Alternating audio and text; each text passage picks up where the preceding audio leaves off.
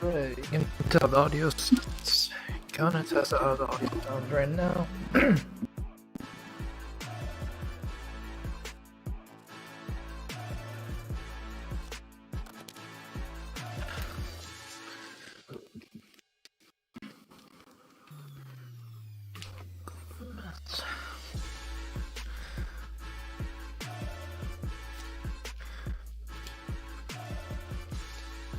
That's the audio 1 2 test 1 2. We got 15 seconds until the starts.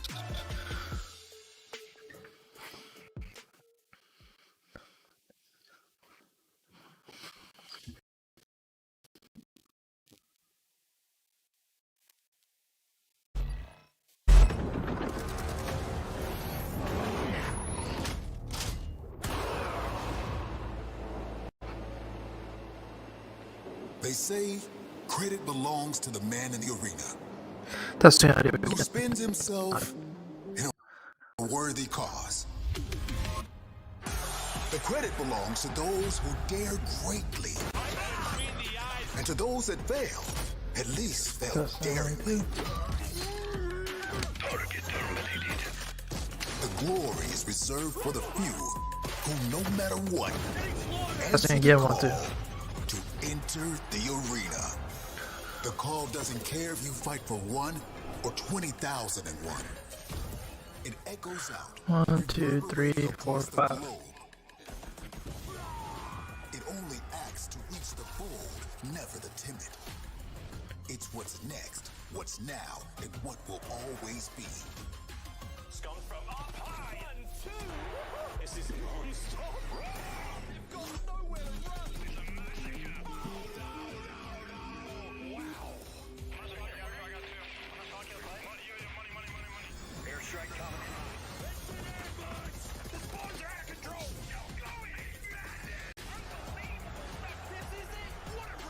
The call delivers victory to the deserving and rewards the devoted. For when your time comes, there is only one option. Enter the arena. Fight for the call. 1 2 4 5 6 7 8.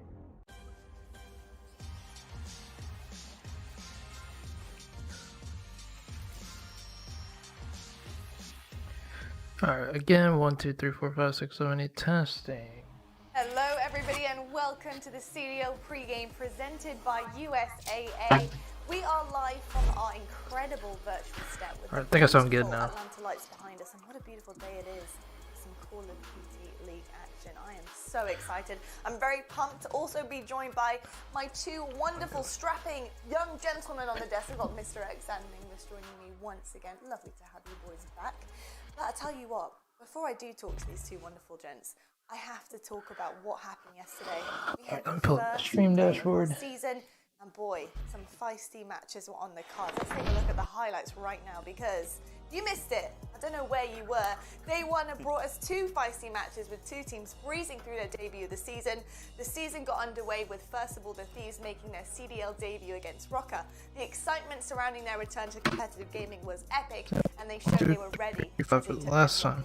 3-1 and started the season off with a dub, thanks in large part to Temp and Penny, of course. In the second match of the opening day, the defending champs, Dallas Empire, took on the Seattle Surge, and boy, they didn't miss a beat. As dominant as ever, sweeping the Surge 3 games to none behind a huge day from their Again, testing roster. last time. I mean, I did get to speak to Crim6 at the end of that match, and he was on top form as per usual. Showed off all of the ice that he's been earning, of course, in his career, including the incredible ring that he did earn from last season. The defending champs, people, look at those stats. You can't argue with those. And talking about arguments, Nameless, you got any arguments that right now Dallas Empire might just be the best team we have in the league? Yeah, I mean, I think it's pretty apparent that they're the best team and the team to beat right now. They're coming off a world championship, and obviously the hunger and motivation is still there for these guys. You're seeing it in all the videos how they're talking about, you know, last year was great, but we're focused on this year. And I think that's what makes this team so special is the chemistry's there. They're good at every single game mode, and they still have those individual moments of just absolute greatness, like the moments that you can't teach. I mean, the 1v1 Testing audio, shots testing you won audio, yesterday 1 2. against Looney, the individual map performance out of Hook. Like, these guys just do crazy things. They take over games, and yeah, they're just the team to beat right now. I do want to see them against, like, One more time. some of the 1, top 2, teams, though, 3, right? 4, we see them 5, against 6, Seattle 7, yesterday. 8, You see 9, 3 10. of their players, in the top 3 in terms of KD. Yeah. You understand it was a huge blowout. I want to see what they look like against FaZe, what they look like against OpTic and Thieves before we really kind of say they're head and shoulders above everybody. Your marquee match is going to be FaZe versus OpTic. That is your Alright, US coming only back. schedule for our opening Wondering what it sounds weekend. like now. We still have plenty of action coming your way, folks. How exciting is that? Well, talking about excitement, I know that some of you guys at home are very excited to see a team play, and I must say, there's a lot of hype around them this season. I'm sure a lot of the teams here would be wanting to take a leaf out of their book, or should I say a brick out of their wall. Take a look at your OpTic Chicago.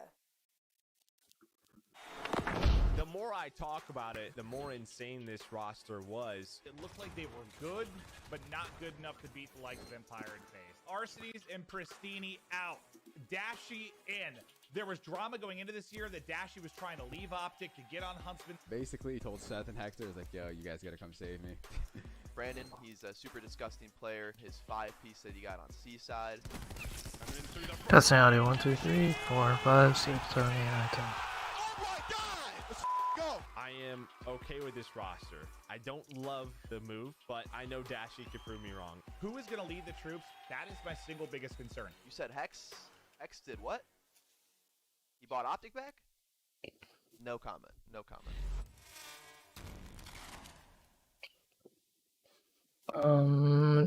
Testing Start one from last roster, time. That is something you cannot argue. This OpTic roster is looking so hot.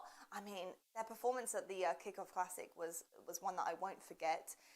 And considering it was quite an anticipated matchup, very interesting results coming off the back of that. But Nameless, I know it's early days. I know it's early doors. We haven't really seen too much from our teams.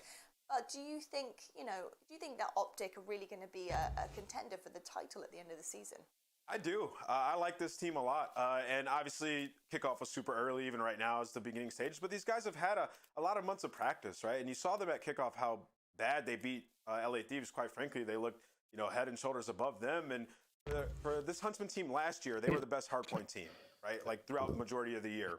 And with OpTic, I think that hardpoint is going to continue this year. I think adding Dashy, you just get that extra slaying power. They're going to be great in hardpoint. It'll just be their search and destroy. Envoy stepping up to be the leader in search. I think that they're on a great One last time right I'm testing now, this. and If anybody's in gets to the the stream, hardpoint if it levels, sounds good to you they'll be an too. absolute contender throughout the whole season. I think they will be a contender throughout the entire year. I think just how far they go depends on Dashy, right? Which Dashy do we get? And I know for what periods of time do we get that Dashy? I think keeping him engaged, keeping him motivated, I think will be key for them throughout the year. And you kind of already see, with some of the content they've had, like he just seems to vibe really well with like Skunk and Formula and Hector. And I think, you keep him, up in terms of his vibe. And What I Dashy think do we see get? what he Let's- can do in the I past, don't right? know. Just an absolutely tremendous player, somebody who can take over games, just has to do it for a whole season now. Yeah, I think that's a very good point, and it's a good question in itself. What Dashy will we get? I'm actually quite confident that we're going to get a different Dashy this season completely. I think we're going to see a new form from this guy. Looking at the barracks hosted by TP and having Hector on, it was very interesting to see Hector's perspective on Dashy and what he's going to do this season. He says that, he is the one that they're kind of cushioning. They're looking at this young gun who can really come up and make something for himself. And Anybody in the chat, the let me know motivation, if the audio sounds good. focus. And to have your org owner, your team leader behind you, knowing that you have this pressure on your shoulders to perform with the rest of the team, I think Dashy can handle it. I think this is exactly where he wants to be. This is the roster he wants to be on, and this is where he can shine the most. And I think any professional Call of Duty player would take that and run with it. So I'm very excited to see what we're going to see from Dashy all season, including today. Very, very exciting. We're going to have to move on though, because I've got some very exciting things Changed to it share with you guys. again. Just really want to You're like all make sure picking the sounds winners good today, before folks. the I'm match talking to starts. you in chat because we have some big news for you. During our OpTic versus Paris game, it will be this week's T-Mobile 5G weekly drop. So, Ooh. the 5G weekly drop is your weekly shot at epic CDL prizes, and it's all thanks to T-Mobile, now America's largest and fastest 5G network, of course. And what is bigger and faster than some instant pricing, folks? I don't think you could name it. Don't even try. No. So during this match, text Timo Drip to 313131 to win. Double check. 313131. Write it down and get it in. That's what you got to do. You got to get Ant's shirt as a prize for Team It's gotta Mobile be Drip. I guess. We The do. shirt's not the I must drip, say, man. It's the person you are wearing it. You see dripping. what I'm saying? Like, it's you know, Well, you can't just give it to the shirt. I'll leave you with that thought, folks. We're going to be back right after this break. We have our first match of the day kicking off. We got OpTic versus Legion. I'm going to be voicing that one. We have Study and Lando. See you for this.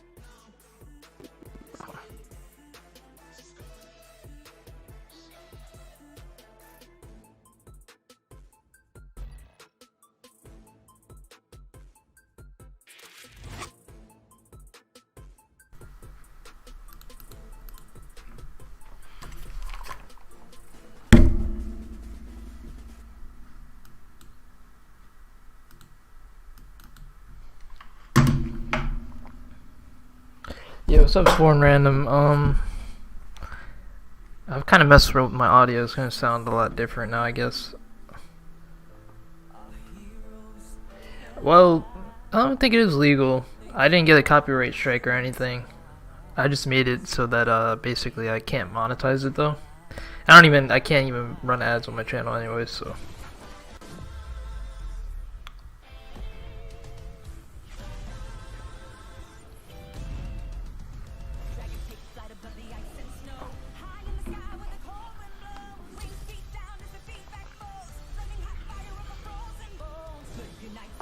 Full respect.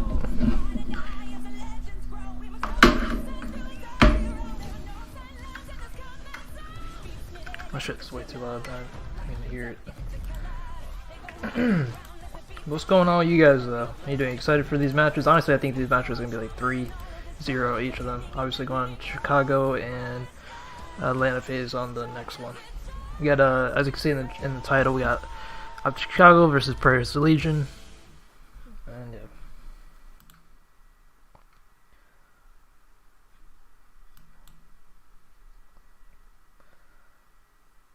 Is it legal? It's fine. It's fine. What's the problem is if I had it basically if I was streaming on Twitch, it wouldn't be legal. For example, there's pro players that are streaming on Twitch. They're not showing the matches because because if they did, the contract's with YouTube. You know what I'm trying to say? So if I was streaming on Twitch, I couldn't show the stream like I am right now. Hold on, let me full screen it. Sorry about that. Hold on. So yeah, basically streaming on YouTube, it's fine. I can rebroadcast it. I just can't put ads on it. I mean, I can't anyways because my channel's my partner yet. Definitely is. So what? Miles and Chance, they tried it. Yeah. Is it our turn to try this? Okay. We're gonna do it the right way. On go. 3, 2, 1, go. Yeah, I definitely agree with Justin. Well, actually, I think OpTic's gonna win 3-0 in the first one. I like that. All right. Without further ado, the fist bumps are out of the way. Let's go ahead and meet our first team, Paris Legion. So what do I think about Study as a commentator? Paris Legion just about pushed that player off the hard point. He's a good player. I did mention this yesterday. It's actually pretty surprising that they got Lando and Study going for the first match here. I don't think Study's a good caster. I think he'd be better on the desk. Unbelievable stuff. Awkward from the back end, able to pick up 3 along the way. Paris Legion. Yeah, you guys, thanks for being in the chat so quickly. Honestly, I don't even know how many viewers we got right now. That is your Paris Legion. You can see on screen a totally different looking roster in comparison to last year's Study. Obviously, we transitioned from 5v5 to 4v4. We're a totally different looking team, and one of the guys to definitely look out for is the one kind of sitting in the front. Debuting today is that man, Fire 40. Yeah, man, he's going to be the rookie on this roster, man, making his very first appearance in the CDL besides the kickoff tournament. I'm super excited to watch this guy play. When I first started playing the game in the beginning of the year, we were running some... Holy shit. Monster, man. I'm excited for his debut. absolutely. Obviously, a lot of things to be excited about when it comes down to Paris. But obviously, they have one team they're facing off against today.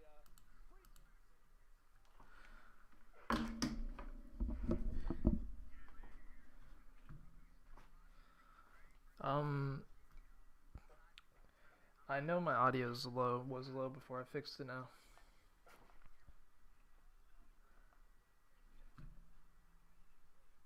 How does it sound now? I think it sounds good.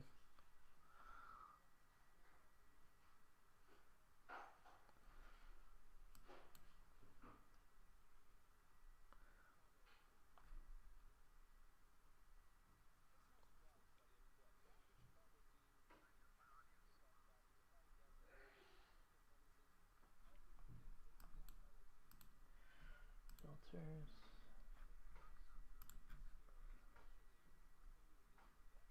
Nice game. Fuck it, who cares? Whatever. You guys are gonna be hearing background noise, man. I don't know. Sorry about that. You're adding Dashy back to Formal and Scump. They have previously teamed before, and they just had the vibes that are just out of this world. When you have Envoy, it's gonna be your S&E play What caller, the your fuck is wrong? kind of player. He's gonna be that vocal leader for this team. I just don't see any weaknesses besides what Nameless said. For them in S&D is the only thing. Yeah, absolutely. Here are game fuel keys for Chicago. We'll get to those here in just a moment. How does it sound? Testing, When we talk testing. about this team study, as you called it, right? The addition of Dashy only really makes them more scary. And I know that there were a lot of talks about losing Arcedes, how that. Look, we got good. I think it sounds good. We're all set. But again, our game fuel keys to victory here for Chicago. Keep up the slaying dominance from Kickoff Classic. Again, end that match versus the LA Thieves. All players put up a 1.20 major goal for them, and they kind of talked about it in a few of their content pieces. They want to get out of the gates early. They want to lock Keep in up the slaying those dominance. respawns. And as we've been discussing, Isn't that it, said right, for every we map you want to slay? These guys, right? Well, we know it, right? These guys are full with talent. You have to be aware of it, especially if you're on that Legion side. As we'll go ahead and take a look at the game keys to victory now here for the Paris Legion. Study, walk me through them, buddy. Gotta get high early, man. Use your slaying talent to steal an early respawn. And I'm looking at Aqua and Fire. Both players at the kickoff with a 1.3 and a 1.2 really stepping up. Fire to make his statement out the gate. This is your debut. You need to make an impact and make your name known worldwide, especially versus a team like OpTic. Keep setting up Aquas for success. Like I said, 1.3 in the kickoff classic. And just communication, man. It all needs to be there. And for communication, their leading player is going to be Classic. He's going to be that vocal leader that knows how to play the game really well. He's able to step up, at least keep up in the slaying department with a couple of these OpTic players, and this should be a tremendous series.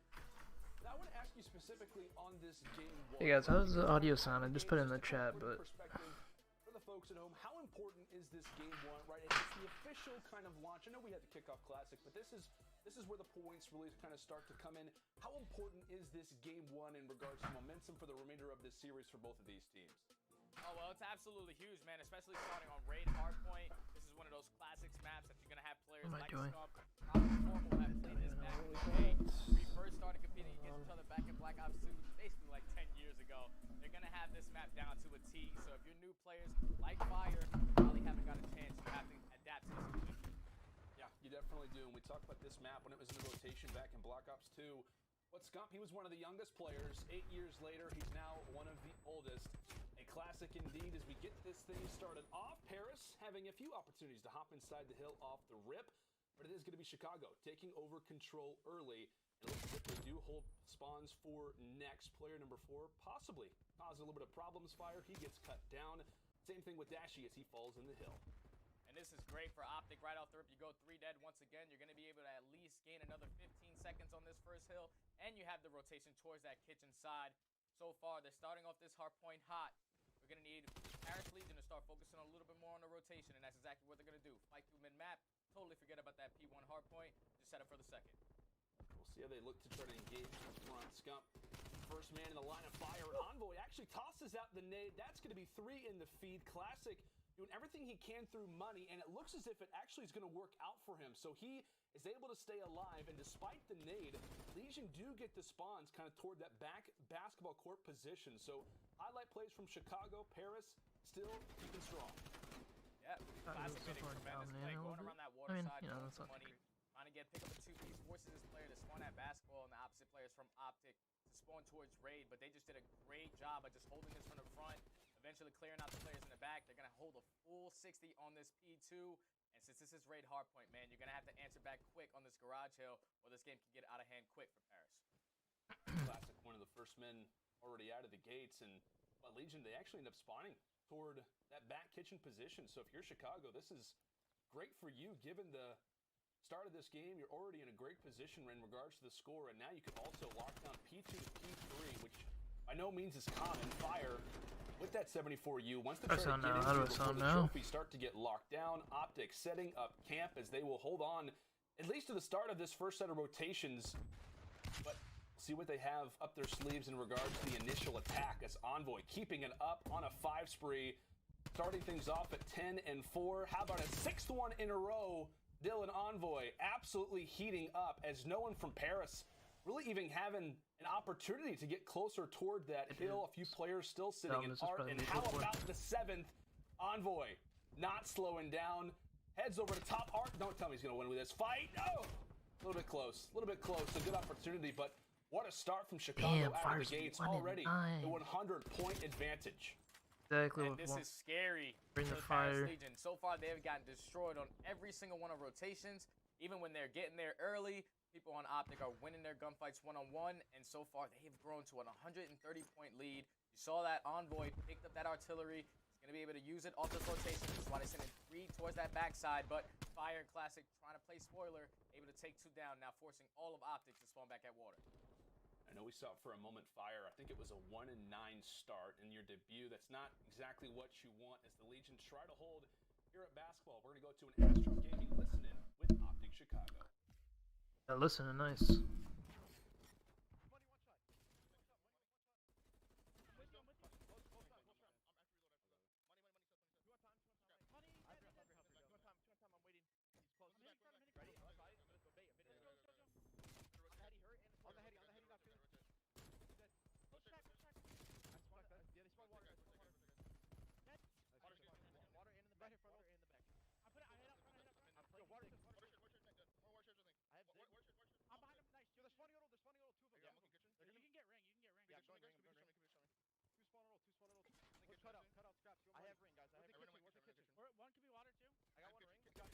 Calm so far. Good calm.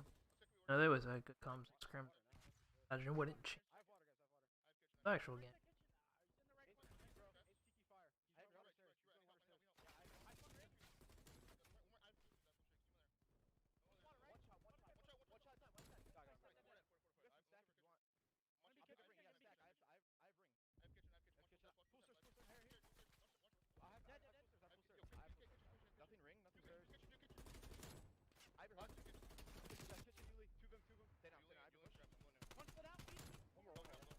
Dude, it's have to buy it. Communication, a good indicator for the way that this game is going, Study. I mean, what? Really kind of throughout that calm session, it is Chicago streak after Chicago streak. The XM4 is hot for Formal. It is hot for Dash. I mean, everybody is going off right now. I think Formal just a moment ago was like 12-2. Now he's 13-4. They are all guns ablaze to start off this raid hardpoint. This is unbelievable, man. This is a great first rotation of hardpoints. They dominated every single rotation. They are winning a majority of their gunfights. We were talking about it beforehand. Aqua and Fire need to be those players to step up. 7-15 for the young man. Decided to change off that submachine gun and pull out that XM4 to try to bring his team back into this one. But the good thing is, they get this remaining time. They do have that spawns for kitchen. OpTic's going to look like they're going to waste a lot of streaks going to this Q1 to try to get some time to push towards that 200-point mark. But Paris Legion, they need an answer, and 3 go down for them right there. Hopefully they're able to keep that's an audio one towards kitchen. And that number 2 player, which is going to be Classic, has a big gunfight versus Envoy. Yeah, big situation right now for Classic. Envoy in the back spawns, able to shut him down. So a good attempt for Envoy, at least for the moment. Classic cleans him up. Paris now with the P1 time, now heading into kitchen. This is their opportunity to start to bring this one back, and it has to happen now. Scump pretty much walks right through the front door of kitchen. Nobody watching it. Scraps also ends up getting taken down. Classic up close. He also falls. T2P, they hold strong. OpTic pretty much walk right through the front of the hill, and they take it right back over. That's what, the 3rd, if not 4th hill that OpTic has pretty much not held a rotation for, yet grabbed the time, as now we see a team kill come through on Scraps and Fire. Yeah, Paris Legion, they just did not have a good setup. Nobody watching the front side. You just had one player sitting. Alright, one more time testing. Nah, man, I'm shutting down. I'm gonna have to buy a new mic or something. Now OpTic was holding this from the front. They have 22 seconds remaining on this hill. They're gonna be able to push it to another hill into that P3. Look like Paris is gonna be fully set up. Try to bring this game back in. But the way that OpTic are starting off this hot point is so hot.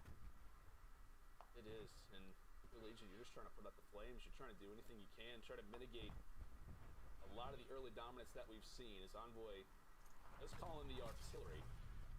They used to be called Lambos. The cars here now, they can explode. And unfortunately for the Legion numbers, they're probably learning that progressively more and more. A lot of Let me see this fix it. Let me give it a try.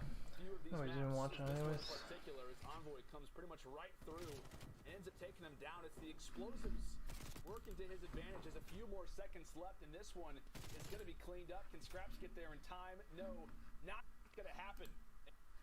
And OpTic Chicago come out with a damn, almost 100 point club. Woo! That's exactly how you want to start if you're OpTic, man. From start to finish, they were dominating every single rotation. The team comms were there where we went for the Astro Gaming listening. And then even towards the very end of that game, they were just hitting the front of hills, knowing that they had streaks, and they had the advantage to break it. And they were just dominant from start to finish, man. Great first hard point from OpTic. That's really what you want, right? Obviously, if you're Chicago, we've been talking about it. Oh, we got Hudson now. Point, you want to try to have a good performance early, and for that guy in particular, right? Dashy, there's a lot of talk in regards to him. You know, was he the right pickup for Chicago? Is he the right player to kind of fuel what is this next season for OpTic? And obviously now back under Hex and all those things, all the Testing audio 1 2, testing audio 1 2 3. That's exactly what you want to see if you're OpTic. On the flip side for Paris, I mean, what? So watch study. We've talked about it, right? Coming into this series, a big one for Legion is, hey, can they come out of the gates early? Can they try to, maybe walk away with the game? Testing 1 2 3 4 5 6 7 8 9 10. Out question, as a number of different highlight moments for Chicago throughout this one. Game 2 S&D is now circled for Legion as, I don't want to say a must-win, because, you know, you kind of get it, but based on that first respawn, it's not looking great. Yeah, man. Going into that first respawn, I was expecting it to be a lot closer. We were talking about Aqua and Fire both dropping 1.3, 1.2 throughout the entire Kickoff Classic, and there they just didn't wake up. So you're going into the search and destroy. You need to be able to bounce back. Definitely do. Well, obviously a lot of pressure now put. All right, I think it's all good now. We'll be right back with game number 2 right after this. I think I figured it out.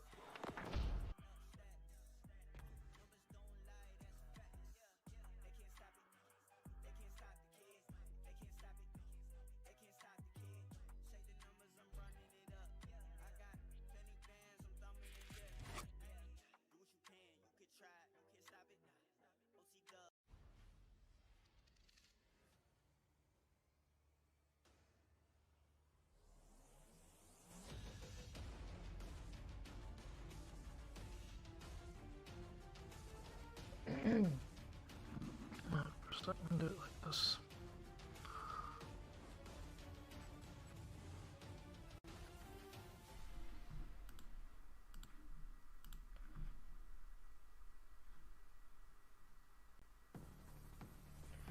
Alright, change back now.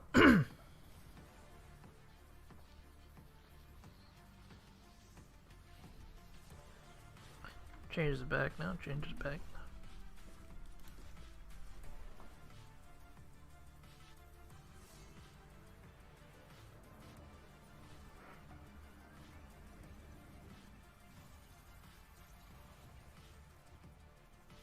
We're just gonna do it like this now, guys. I'm gonna have to buy a new mic.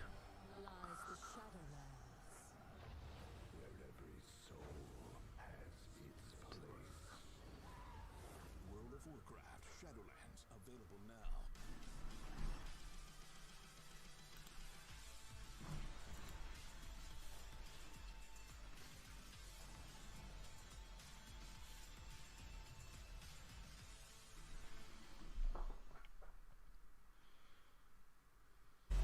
There's not a single person that plays at my level, at my age, period. I play every single day. I'm putting kids on the ground every single day. Ladies and gentlemen, we are back. You guys showed so much love for Season 1. The Barracks is back for Season 2. brought to you by T-Mobile, now America's largest and fastest 5G network. In this episode, we're going one-on-one with OpTic Gaming owner Hex. He's one of the most well-known Call of Duty personalities.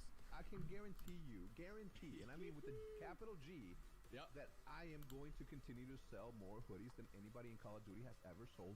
Period. End of story. I coached the team for a while. He got his baby back. Reacquired OpTic Gaming, now under OpTic Gaming Chicago here in the CDL. The mastermind. They dominated. The Fire had a terrible map. That first HP or raid hardpoint. Back home. Stay tuned for all that and more on this episode of The Barracks. There's absolutely nothing you can do about it. Bring this back a little bit. This season, T-Mobile is jumping in where Metro by T-Mobile left off to deliver even more access and ways to engage with CDL action that you love. You can watch the full episode of The Barracks on our CDL YouTube channel. Also, Alright, I think did my best. This is what the mic is gonna sound like now. I don't know. 31, 31, 31 to win. Prizes this year will include CDL merch, opportunities to drop in with your favorite pros, exclusive access during T-Mobile All-Star Weekend and Champs, as well as so much more. Make sure to tune in each week to find out what's in play. Again, text TMO-DRIP to 31, 31, 31 for a chance to win using my T-Mobile device. Study, actually, a lot of awesome stuff for the people watching at home. Like the gameplay is obviously entertaining. We also got ways. Anybody in the chat? Go ahead and say hello. And for obviously their dedication. But tell you what, man, getting back into this game, that was quick. A lot quicker than I think we both expected. We knew Chicago, right? They've looked excellent in respawns. Legion, a lot of questions in particular for them coming into that game one. But that was just dominant. Yeah, man, every single rotation. Take some water, some agua. Flipping spawn. Sounds so fluent, not so clean. It was just ready for that. They definitely were very well and prepared. OpTic Chicago now really prepares Legion. What to kind of start off this segment, I think, kind of in the start of the show, the analysts were kind of talking about it, Lottie and the boys. It was like, hey, search and destroy. This is going to have to be their win. If you don't get that early respawn, search and destroy, pretty much circle it. This is where you have to start to bring it back. Now, when it came down to the kickoff classic, at least for Paris, they did win one search and destroy. That one being on Miami. They actually dropped checkmate to London 6-3. So a little bit of history when it comes down to this map. Not fond history. We'll see how this round begins to start off as Envoy. That's an audio 1, 2, 3 for the last time.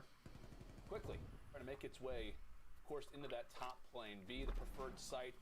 We talked about this map. No smokes, no snipers. Definitely has changed things up a bit, but current 2 versus 2. Scraps may have an opportunity to try to cut down Skunk. That's what we're going to go with. Does officially go through, and now we have a little bit of a stack up. Players just happening to walk right past each other. Formal ends up falling, and there goes Skunk as well. Paris grabbing the first one. That was a great defense. You saw Envoy. He opened up with the first blood onto Flyer into that plane side, but Aqua and his teammate Classic were pushed up on towards that AS&D. Classic eventually pushed up and got one. Aqua was there for the trade. Once that bomb goes down, Scraps knew exactly where the players ran out towards that left wing. Aqua put himself in a great position right here. Not panicking, just waiting for both players to come out. It was a great first defense. And if you're Paris Legion, this needs to be that answer back. Because, like I said, this is a team that was formed with players that nobody really wanted to put on their rosters. So this can be one of those scary teams, especially in a map like Search and Destroy. Yeah, that's a great point, right? Legion, a lot of guys kind of coming together. I know in a few conversations with guys like Fire, Scraps as well, they've talked about, hey, we're trying to rally around kind of being in a similar situation. We'll see if that kind of factors in this game too, trying to rally around each other, bring this one back. Yet again, the target is stumped from the does get dropped by the nade, so nice early start for Paris in your beginning offense. Would be pretty interesting if Paris Legion won the S&D. They try to attack this from the wing. On the outside, actually through the windows. Classic able to shut down Dashy. Instant 2 versus 4 now for Chicago as Formal able to pretty much pipe on in, takes down Scraps. Aqua from afar could try for the challenge, but one up top, one down below. Formal, last man alive. Could make something happen. Does shut down Fire, so 2 more players left, and both of them just happen to be right where he's walking as Paris starting things off well. Another great offense. You saw Classic open it up with that first nade onto Scump. Fortunately for Scump, he got stuck. There were no trophies yet on the map. But as soon as Classic was able to get that kill, throws his trophy down, works for the bomb plant. Almost trying to It's really important for OpTic Chicago to get better at S&D. They're very strong in respawn, we see even that in scrims and all that, but if they step it up in S&D, they have so much better, obviously, of a chance beating Atlanta FaZe or Dallas Empire. Because those teams are going to be really, really good at S&D. 0-2. Brick off the search and destroy. On the other end for Chicago, it looks as if it's going to be that 2-2 split now toward the A Street. Envoy, he likes to rain here. We saw that in the Kickoff Classic versus the Thieves. 2 early headshots for the Legion. That attack pretty much over toward the opposite side. Quickly gets foiled. Scump now on the flank. Gets punched in the face, and Classic is going to be there. Dashy is going to at least find the trade, but really in back-to-back-to-back rounds, OpTic finding themselves in non-favorable positions as the Legion are looking strong off the start, and a lot of it really kind of came from this initial push here, Stud. Yeah, that's the second time so far in their defense that they're sending 2 players towards that A site. And they're just being aggressive, making sure they're eliminating that side of the map from OpTic Gaming. Once they gain all that information, even if players are there, they're winning the trades. They're always putting themselves in a man advantage. They're really playing their defense as well. Might as well, because nobody's watching. I know Chicago talked a lot, really kind of coming into, kind of opening weekend here. The Atlanta home series, Search and Destroy, is one that they kind of felt confident in. It's been one that they've been really working on, but so far in this checkmate, Paris have, without a doubt, had their number. Let's try the noise gate. See what it sounds like now. Common spot is Paris quickly around the corner, check it, but Dashy is long gone, at least for the time. So, site cleared out. This is no surprise bomb site to watch. Classic's obviously going to be able to get it down, but come toward the flank, may be able to catch an angle, tosses out the nade just to get some information, goes for the challenge, no teammate support, tries to hide behind the bomb, scraps. He's going to be too good, shuts him down with the headshot. Envoy, meanwhile, on the flank is able to take down Aqua. Fire realizes it, Envoy doesn't care. Here comes the pinch, scraps will fall, and that is going to be a defuse. Now in for Chicago. Envoy continually on the flank. Yeah, that was a phenomenal play out of Envoy there. Aqua, he was actually sitting in that back tower, and he got really bad timing there. As soon as he decided to jump out, how does it sound like now? Through that AS&D site, was able to pick up 2 players and eventually win the round for his team. And now it's a great adjustment out of OpTic there. They were giving up that B site on their very first offense, but they decided to completely give it up and work around the backside, and that's what Envoy did, and he executed that perfectly. Good round win. Yeah, that's what we saw, at least from the Legion off the rip, right there. Able to get Dashy off the wing, and they pretty much collapsed from there on. But the flank from Envoy, we know this guy in Search and Destroy. It's no secret, right? His opportunity last year, back at MW, presence. I'd really be surprised if Chicago can't pull out this S&D. We're in the mode of Search and Destroy, and he's able to rally back. Bayer's having a terrible performance so far. He was 1-9 in raid HP on that first one. Younger player still. Okay, that's cool, Swarn. I don't know if you saw that. Raid HP, this last map, Fire was 1-9. See the adjustments coming out of Paris Legion on their defense. See Paris Legion just completely giving up that AS&D. They have a player that was sitting into, which is Aqua, watching that cross. OpTic was like, I'm not doing it again. That sounds good. I'm just gonna stay like this, not move forever. Hope to God that the audio sounds good. Thanks, Swarm, for the feedback, man. I really appreciate it. Let me know as quick as possible if anything fucks up again, because you know how it was yesterday, but you still stuck through, so I appreciate that. Almost going to be able to take down one. Now it's a 4v1 situation, and he's going to get taken down. I love the patience out of OpTic. Fire's going to have to step it up, man. Good round win. Oh, I think he's like 2 and something right now. Yeah, he must be nervous. You know, like I can't fret him for that, but damn, this is your job, you know what I mean? Step it up. I know they're going up against OpTic Chicago, but shit, that was terrible. Really, we started talking about Paris quite a bit, saying, hey, this could be their opportunity. It's funny, I don't know if you watched Eavesdrop, or the OpTic podcast, rather. Formal was saying, Fire better come out with the fire. He ain't coming out with the fire so far, man. He ain't coming out with the fire. This shit. He's 1-4 right now. See if he, I was gonna say go 007, but he already got 1 kill, but still.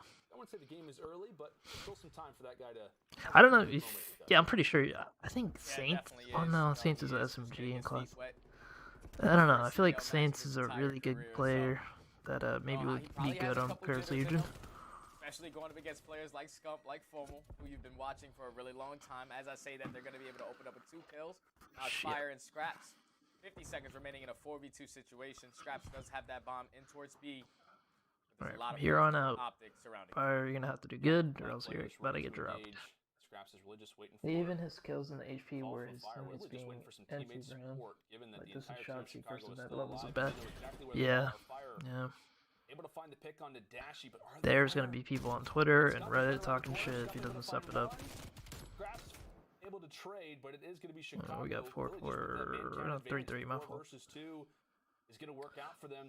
They knew exactly where they were, just in the center of the plane. It's funny. If this continues to happen, look out for the next podcast. Formal's going to be talking shit, and it's going to be funny. Formal's is funny, man. I don't know what happened. It's like this past year. I guess he's in more content, so we see how entertaining he is. Dude's hilarious.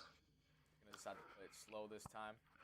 But Paris once again trying to fight for that plane control. Number 2, which is gonna be classic, pushing up towards that bottom left wing. Might be able to get aggressive. Yeah, no, he had a really bad event. To be aggressive again, Envoy. I didn't know it was that bad. That's fucking terrible. But you know, he stepped it up from there. You gotta get your shakes on, especially that event. That was his Atlanta event, though. This is an online event. He's chilling. I think he's maybe in Dallas. I don't know for anything. He could be at his freaking house. You know, it's different, in my opinion. I feel like I would get it a lot more if he was on land and there's a crowd and all that kind of stuff. Entire left side of the map, and with Classic watching his Oh my god, Tom. Wow. Unfortunately, gonna see Formal I mean, on the bright side, it's a lot of interactions, low 37. That's the only good thing. 28 seconds remaining on the clock. Bomb is going to be down on top of the plane. Dashy, unfortunately, is going to get taken down by Classic. And Paris Legion are going to walk away. I'd be really surprised if the Paris Legion pull off this SMD. We were talking about it kind of off the start. Envoy was trying to get some presence.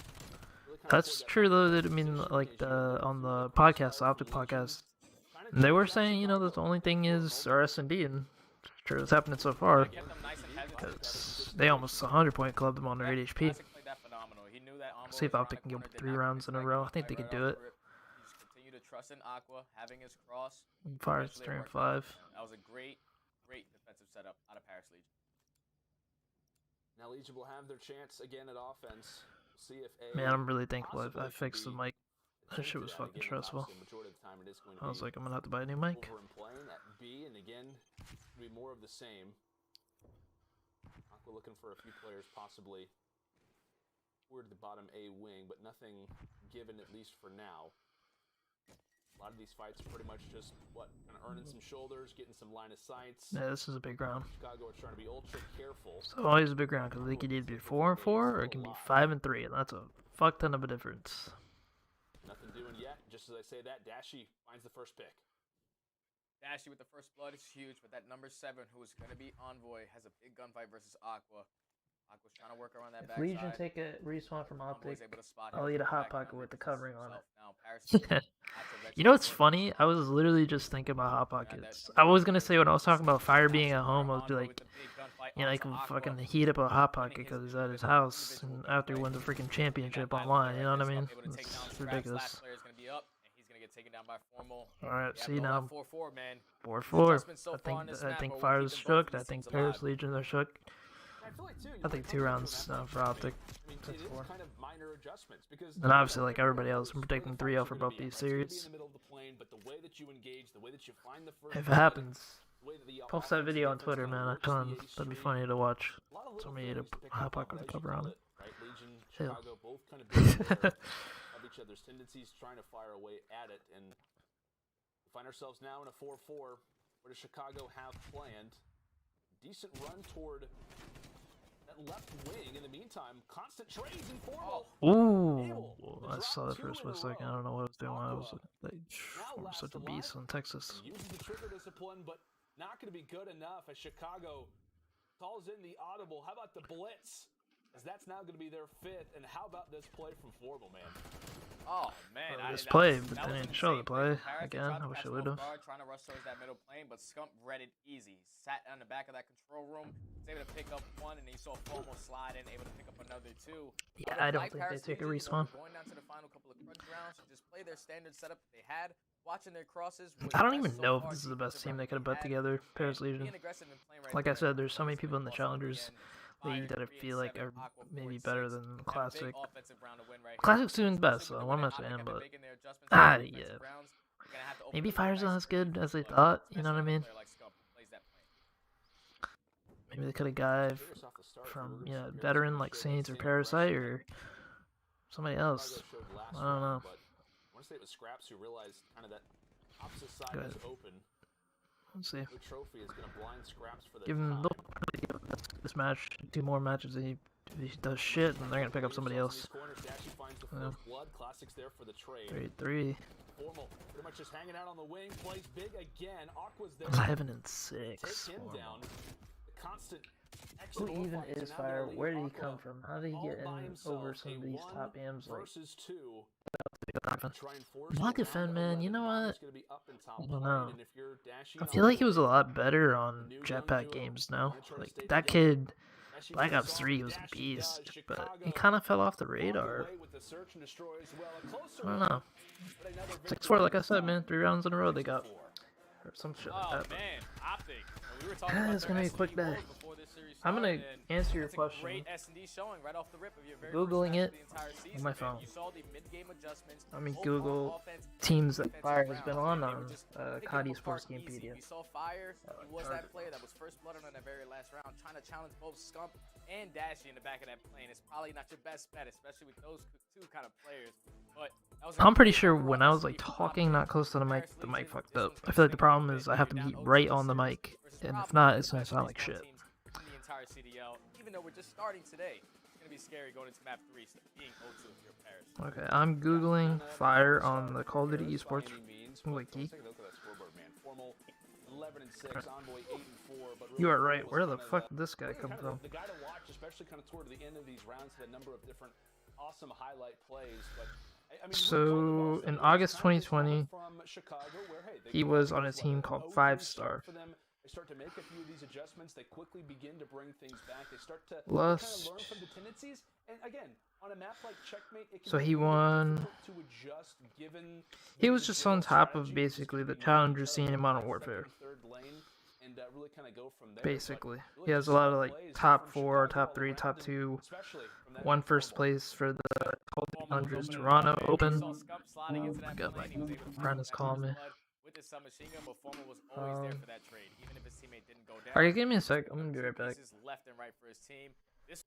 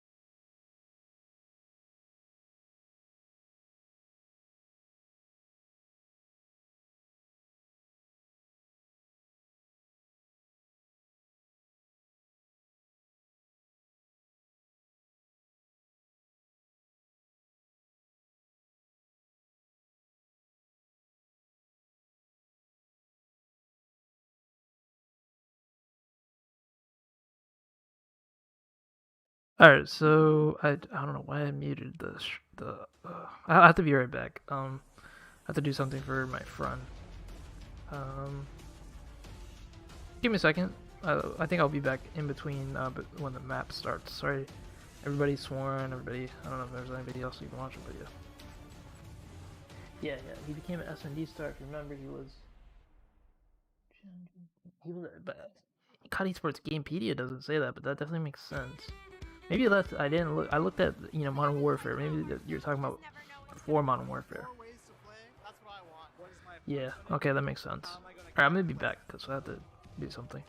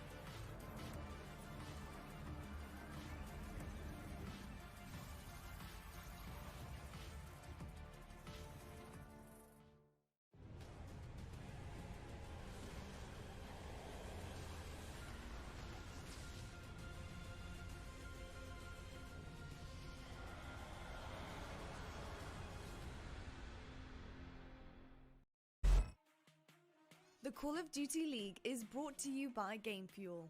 Use code CDL2021 for a special CDL launch event discount on GameFuel.com. Tournament audio and team listenings are powered by Astro Gaming, the official headset and mix amp of the Call of Duty League.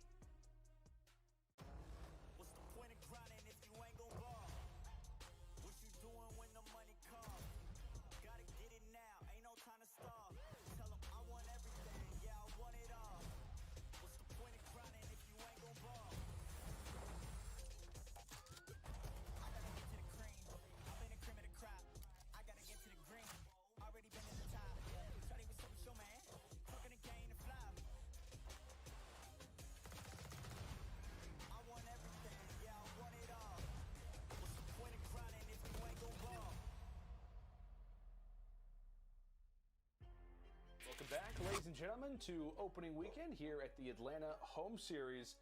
Folks, don't forget, during this match, to text Timo Drip to 313131 to win. Prizes this year will include CDL merch, opportunities to drop in with your favorite pros, exclusive access during T-Mobile All-Star Weekend and Champs, as well as so much more. Make sure to tune in each week to find out what's in play. Again, don't forget, text Timo Drip to 313131, obviously for a chance to win. Don't forget, folks. Like I said, it's easy. Timo Drip 313131.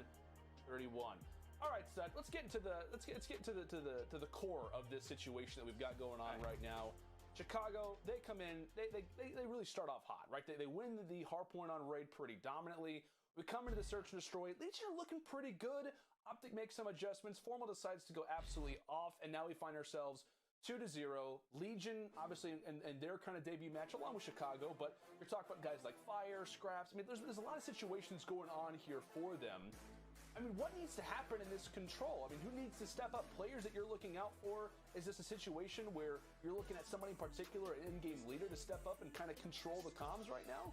I'm specifically looking at your veterans. I'm looking at Aqua. I'm looking at Scrap. These are players that need to be able to slay with the best of the best. And the way that OpTic is playing right now, they are not missing a beat. If you're going into this control, which is going to be on raid, you know how fast-paced this map is going to be. Once you kill everybody at A, they're all going to be spawning at B. You kill them all at B, they're all going to be spawning at A. So it's all going to be about just who's going to be keeping that pace, who's going to be slaying out for their respective team.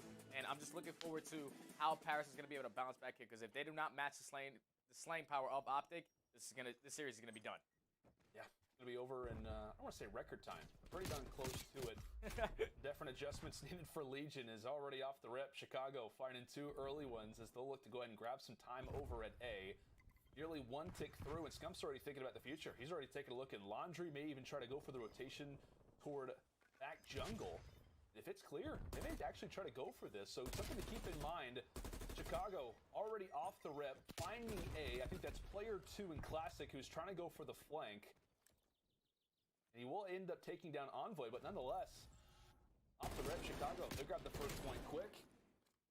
And that's, what, 2 minutes now on the clock for them to kind of work over at B. Yeah, well, that's 2 kills coming in from Dashy, able to eliminate both of those players at the zigzag area. You have a couple players that were trying to go around that backside towards Laundry. That player in number 4, which is going to be Fire, holding that backside push through, forcing all the players from Paris Legion to spawn that basketball. One were able to open up with 1. 2 players trying to fight for Kitchen, but that number 3 player who's Aqua, being the nuisance on the side of OpTic's base, they have to try to find him quick. 3 go down. Last player is going to be Aqua. He's going to get traded. Now it's going to be a full stack onto B. What a flawless round so far to OpTic. Just how they drew it up. Dashy off the rip. 5-0 start. He's thinking maybe about streaks for the future. Quickly has to turn around because that's a 3-piece coming through from Legion. So Paris do manage to get the collapse. But again, if you're Chicago, you're talking about what, that 1 tick progress already? They'll take that given the situation. So Legion definitely going to have to be conscious of it. The live situation, not really all that major, at least for the time. Fire's going to catch the boots of Envoy, shut him down, and try to get him as far away from the point as possible. As Paris trying to set up, I don't want to say a spawn trap by any means, but they're definitely conscious of where the opposing team happens to be, kind of toward the other side of Lambos. Fire was, in some cases, spawn blocker there, and now has the opportunity to play spoiler here for Top Mansion. That's going to be 3 in a row for him. Finally does get taken down, but that's really just because he was overwhelmed by the amount of Chicago players that were near him. This is a great defensive hold out of Paris. All their positioning, you're going to see Scraps with a big 3-piece. Unfortunately, he's going to get taken down by Scump. But now all the players from Paris Legion are going to be out of the base, except for one who's going to be Classic, trying to just stay alive. But so far, man, they're just getting all the kills, pushing up for map control, forcing OpTic to push either straight or wrap back. And all the kills are just going in favor of Paris Legion. This is a great defensive hold, even though they gave up that A-cap nice and early.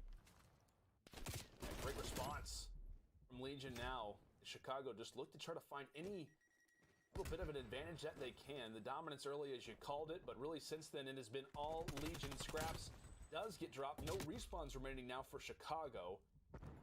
Pretty much about valuing your life like it is in Search and Destroy. Envoy drops from the front. There goes Dashy, Formal, now all on to Scump, and he's not going to be able to get to the point in time. He falls as well. And that's Legion responding valiantly. And in some ways, I know I kind of said it off the start study, it looked like a spawn trap. I mean, that kind of was, right? They had everything locked down, and Chicago, they couldn't break free. Yeah, once they realized that OpTic already capped that A point, they got a clean 3-4 down, and they started pushing up for more map control. Once you're fighting for that art side area, you're going to spawn all the players from OpTic to spawn on that water street. Some players decide to wrap back, some players decide I'm to back. forward. Basically, I'm probably going to have to leave again. Great defensive But, out of them. yeah, I'm going to look. See, I'm looking at. I don't know. I guess I'm going to take your word for it. They play for Gen G. I just see a lot of times they play for it with Exotic. I one time played with Parasite, and those were in Modern Warfare. That being Fire. Let's see. 7. Got one wrong one though.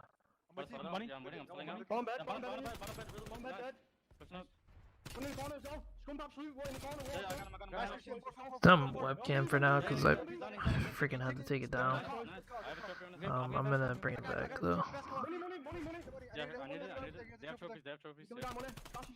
Excuse me.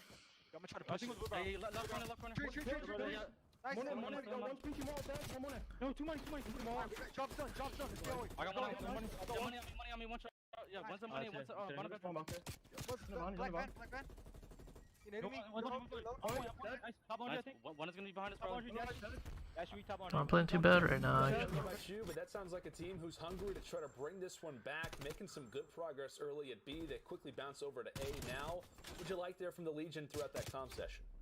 I just liked how they committed themselves towards that B point. I'm gonna be right back to my friend. Job done. Getting 2 ticks at B right off the rip, forcing all those players to try to wrap back and kill you off is the best case scenario because you're all just going to spawn at A and eventually work your captures. But as I say that, OpTic is completely slayed out that A point, pushed up all the way in Arc, going to force all the players from Paris Legion to hit through this water side, but they're fully set up for this.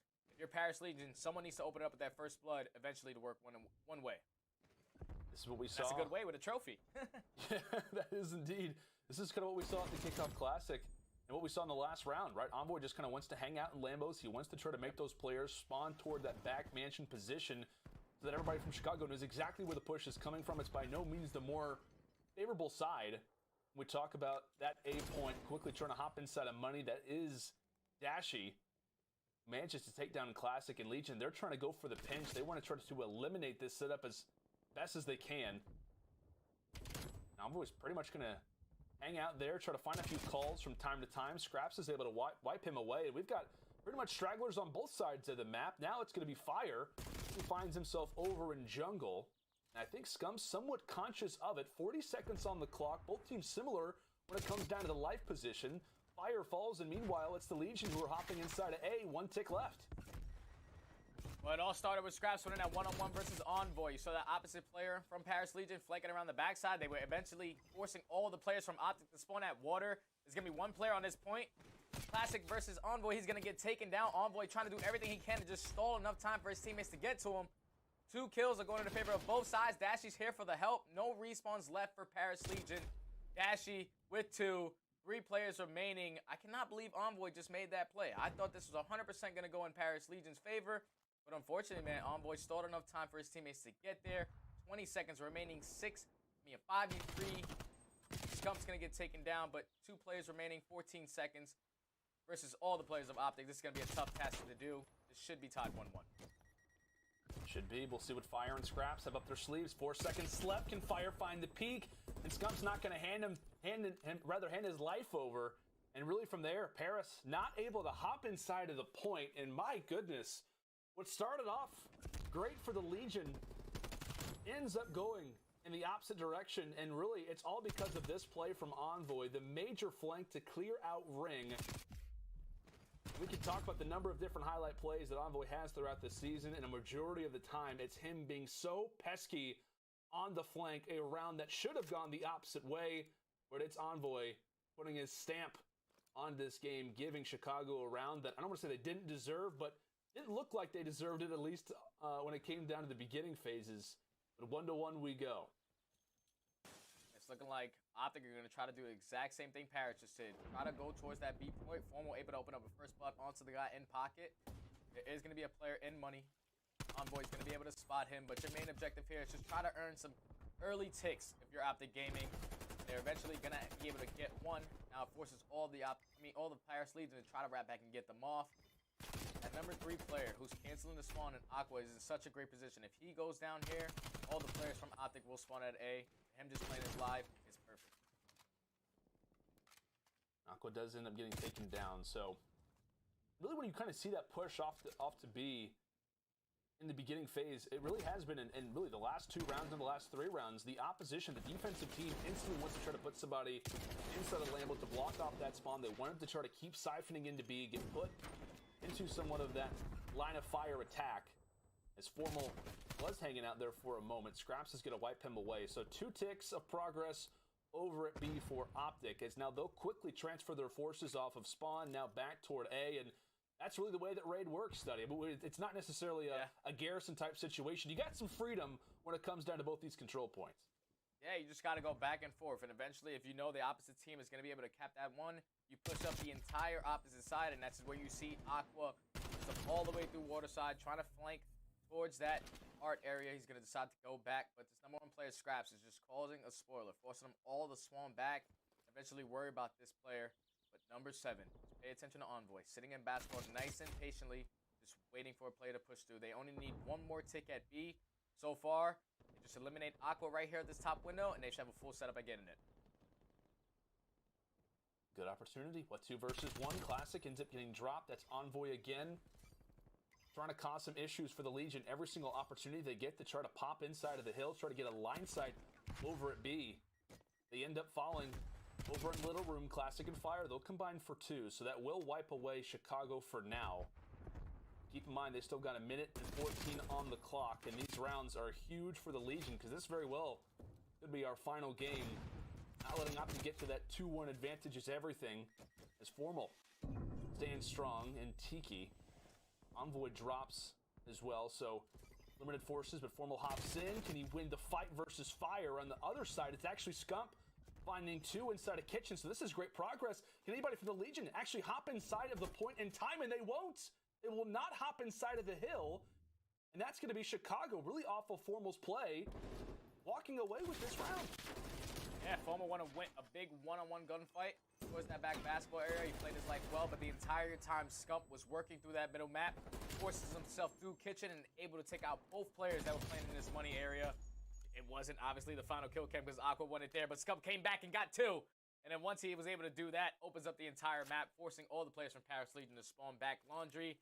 It was a great setup out of OpTic. Like I said, getting a nice 2 early ticks onto B was the best case scenario. They saw Paris Legion do it on their very first offense. They're able to answer right back on their second offense to be able to put themselves up 2-1. Oh, man. Off the start, Envoy accidentally sticks Scump in the back. I'm sure the Cobs are pretty fun for that one. Maybe a future CDL video that we get to see how he reacts. But not the start that you want, but given the way the last 2 rounds have worked, Chicago have had a lot of things go in their favor. Alright, One finally back. I'm sorry about that. There is going to give Paris actually a great advantage over I don't know if A. Sworn's still here. I don't know if anybody's still here. But start to siphon in. I mean, this would have been a I'm full back 4-on-4 here. battle I for am back. Chicago. That instantly changes things, and really within the first 10, 15 seconds of the okay. round, Paris, they've already locked on that A control point. Yep, and that's exactly how they need to respond, man. Getting that point nice and early, even though they don't have anything towards B, they have 2 minutes, a lot of lives to their advantage. Now, since they just went 3 down, they only have 2 lives advantage here. But OpTic, you're going to see exactly what they're doing. Envoy, being that player to just force the players on the opposite side of the spawn, trying to make them all go around the backside. OpTic is fully set up for it. Aqua's going to win a big gunfight on that Zig. See Classic trying to work out on the back with his teammate. Fortunately, almost there to try to kill him at East Bay. And Scump was also there for the help. Paris trying to make their way inside a kitchen. Formal, who's been so difficult inside a jungle, finally gets dealt with. Scraps is happy to give the comms over to his teammates. The possible pinches here, and Scraps pretty much just walks right through and says, "Thank you so much, teammates," as everybody falls like flies. Chicago now pretty much off of spawn. They're going to have to get into this point pretty quick. Scump pretty much the first line of offense, or rather defense, to try to get back into this point. Will be successful in his 1v1. Obviously shuts down the second also. Legion are still getting the time. They have to hop into this point quickly. Classic is here. Envoy has to hop in and gets the time, but no. Legion, because of the timing and really kind of off of the start of that round, the accidental teammate sets them up for so much time that they really get the 4 clean wipe, and from there, it's easy pickings for Legion. In Chicago, we're all off spawn. Constant 1v1s. Legion, they send us to round 5. Yeah, it just all came down to trading, man. And you saw Classic with a big 2-piece around that backside, forcing all the players from OpTic to spawn back Laundry. Now that he had full basketball control, you just stack a little bit, eventually worked the 2 ticks. Saw Scump try to open up with a big kill onto that basketball, onto the player in the basketball area. Unfortunately, there were just 2 players remaining. All the players from Paris Legion are spawning directly on the water side. So they're just sprinting forward. They only needed a couple more seconds. Now, we're in a round 5. We're in a round 5, and let's see exactly what OpTic decided to do here. Yeah, Chicago getting the offense parade in this round number 5. I'd be really Already off surprised the rip. if, The attack was made known over at B, and Paris Dashi Legion won this respawn. doing anything he can to try to pick up from carnage that just took place, and it looks as if B is still going to be their target. You see from Legion, they still have a few. Somebody even predicted 3-1 OpTic. They might be right after this, but who knows? We're going to have to see what OpTic can do here.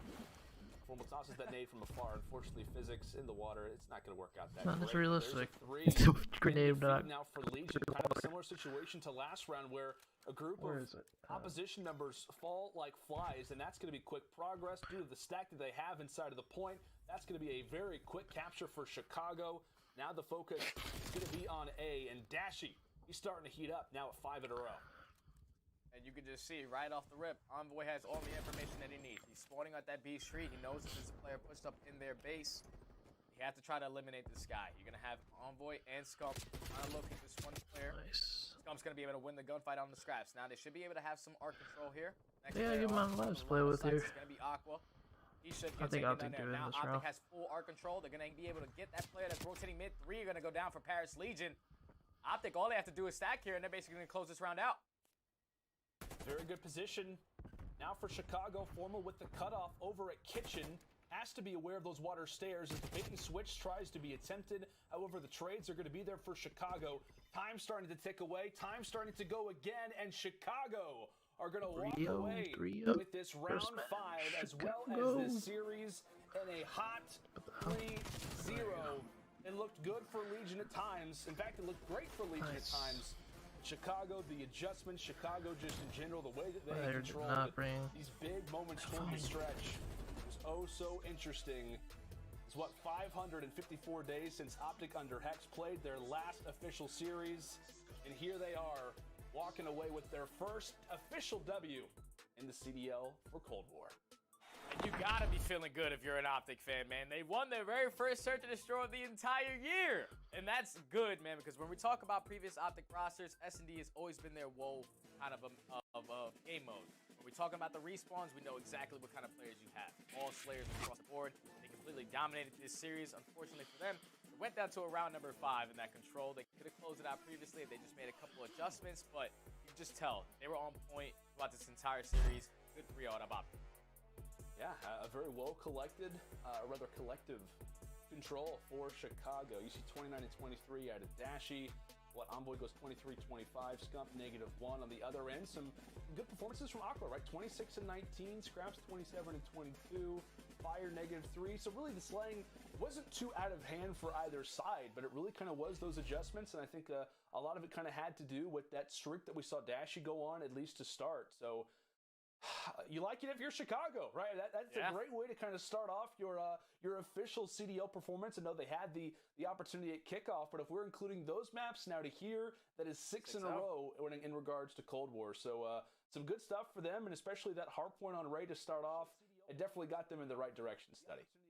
Yeah, man, when you start off on a map like Raid, that map has been out for like 10 years plus, and Scump knows that map down to the T, man. We've been playing it together for a really long time, since the Black Ops 2 days. So they start off with that map, they basically 100-point club them. Then you go into a Search and Destroy, you go down early 3-0 in rounds, but then you make those mid-game adjustments that just eventually change the entire game. And you're going into that control, they knew exactly what game they needed to do. Envoy with that submachine gun. I wonder if they're gonna have interview. that many kills. He was just making I'd like to see an tremendous interview plays, from Scump forcing the players Formal, to but I'm gonna on guess the they're gonna opposite side interview of the map Envoy and because work he's the team 2 captain. times harder at trying to get to that point. It was a great adjustment out of OpTic. Like I said, 3-0, great score. First series for OpTic, you got to be feeling good. Yeah, it definitely has to feel good, man. We'll go and take a look at our scuff play of the game there in regards to that control, and it's really going to be kind of toward the stretch, right? Kind of in that final round where we're talking about the Legion. Can they start to bring this one back? Could we see a second hard point, and it's really just Chicago uniting together. Sounds like testing audio too. Well, really, it was kind of a team effort, right? You had certain players kind of pushing up. Formal was aggressive over a kitchen. We see Skunk getting involved in the feed, and really kind of from there, and really in control. You get 4 down, and it's never going to be an easy task as Chicago kind of utilizing that opportunity and that map positioning for their advantage. Yeah, it all started with just clearing those players out of that art. If you kill both of those players out of art, which were Scraps and Aqua, they were both just canceling that spawn, forcing the OpTic players to spawn on that water side. You saw Scump, him and Envoy work that perfectly. We're eventually able to take down both of those players and get some positioning to push up onto that point. Scump picked up an AR as well, so he jumps into that top window, able to kill Scraps again. That entire time that that's all going down, Formal was middle map, picking up kills coming out of kitchen. They were just fully set up, man. Had the players spawning at basketball, there was just nothing Paris could do in that situation. Yes, I know there was a lot of talk coming into this series in regards to Chicago saying, you know, hey, is this the right team? Was Dashy the right pickup? Are they going to kind of be that team that we expect them to be? And that 3-0, I think, says a lot, right? It definitely says a lot in regards to the way that this team is performing right now. Their respawns look excellent. They had some good cadence in the Search and Destroy as well, winning this one in a hot 3-0. However, that is not actually going to be the remainder of today's matches. We still have our home team, Atlanta FaZe, to face off against the Los Angeles Guerrillas. Of course, we'll be on that one, Stud. A nice doubleheader today. Excited to see that one. And then obviously here is our opening weekend schedule in regards to the way that things are going to be kind of lining up for Saturday and Sunday. A lot of excitement, especially on those Game Fuel marquee matchups. We got the LA Thieves versus Subliners, and obviously the 2 teams that we're going to have today. FaZe versus OpTic. That's always a fun one to watch. You know, last year it was FaZe versus Huntsman. A lot of animosity toward the 2 teams in regards to how long it was until they actually got to face off against each other. But now, obviously, you know, Hex under OpTic and that rivalry versus FaZe. It's going to be a great way to kind of end out the weekend. It's back to life, man. You got OpTic, Hex, and then you got Atlanta FaZe. These guys have been just going at it for years, man. I'm excited to see this rivalry back in. I can't wait to watch that Game Film marquee matchup. Definitely, man. It's going to be a blast. Like I said, Chicago really come out strong, and I'm excited to see kind of what the future looks like for this team. Well, we're going to take a look at their Stage 1 schedule. Of course, they get the W here versus the Legion. We talked about that matchup against FaZe coming up, on the 14th. A few days later, they've got the Ultra to face off against. They'll end up matching up against the Guerrillas and end things out against what appears to be a very pesky Mutineers team. Excited to watch that group play. Now for the Legion, we'll go and take a look at their Stage 1 schedule as well. Not a fun one to kind of break off here in a 3-0 loss, but they've got the Guerrillas coming up tomorrow, actually. That's going to be a fun one to see. Followed up by the Florida Mutineers, Toronto Ultra, and then on the 27th, they will have the Atlanta FaZe. So again, when we talk about this group in particular, Steady, really just in general, right? When we talk about the CDL right now, 5v5 was already scary enough last season. In 4v4, and I know it's been talked about constantly, there is no easy team. The level of competition right now is absolutely insane. I know we just saw a 3-0, but in general, right, the level of competition is out of this world. I keep looking at the schedule and I'm like, well, that's going to be a tough game. That's going to be an interesting game. It's just every matchup is going to be great. I'm looking forward to see how the rest of the season shapes up, and I'm expecting quite a few Game 5s, might I add. Game 5 is looking like a lot, man, but a lot of these teams are just so dominant at respawn. It's going to be really scary, especially if you're one of those top dogs. If you're the Dallas Empires, the OpTics, the LA Thieves, you're one of those top teams that are just expected to be really good at respawn. Now, if you're one of these lower teams, I guess we can say Paris Legion, a team that nobody really wanted to put together. You just need to perfect that one game mode, which is twice in one series, to search and destroy. If they were able to close out that map too, it'd be a totally different series. Unfortunately, they didn't have those mid-game adjustments to close that out. Definitely, man. Like I said, when it comes down to this particular series, there's a lot of things that you can kind of look at. There's a lot of different situations where you could point out and say, those are the adjustments that we need to make, and I'm sure that Coach Theory is going to be there every step of the way for the Paris Legion. But folks, we're going to head to a quick commercial break. However, when we come back, it is going to be Lottie doing alongside by Scum. We'll be right back. So we got Scum for that interview. Cool.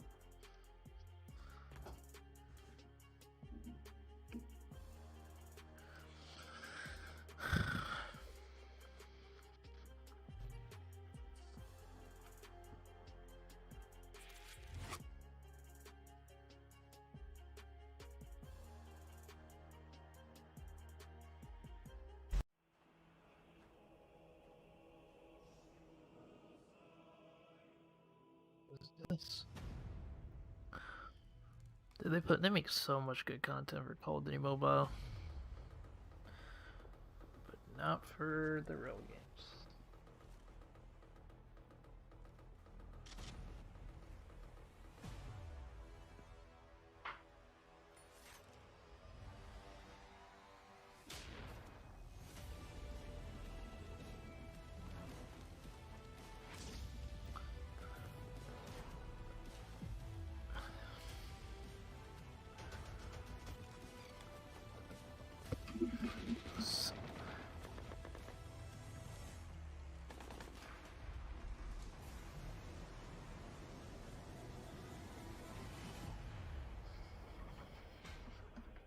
Damn, season 13? I didn't think Fortnite's in season 13.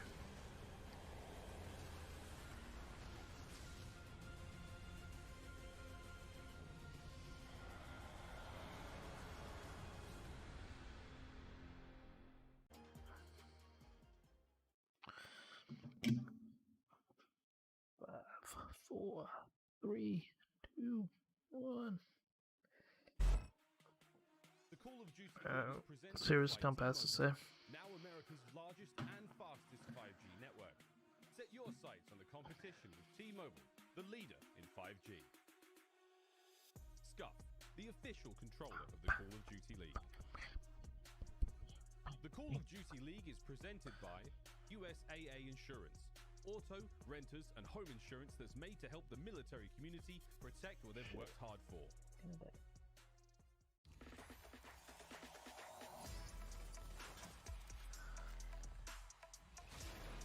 All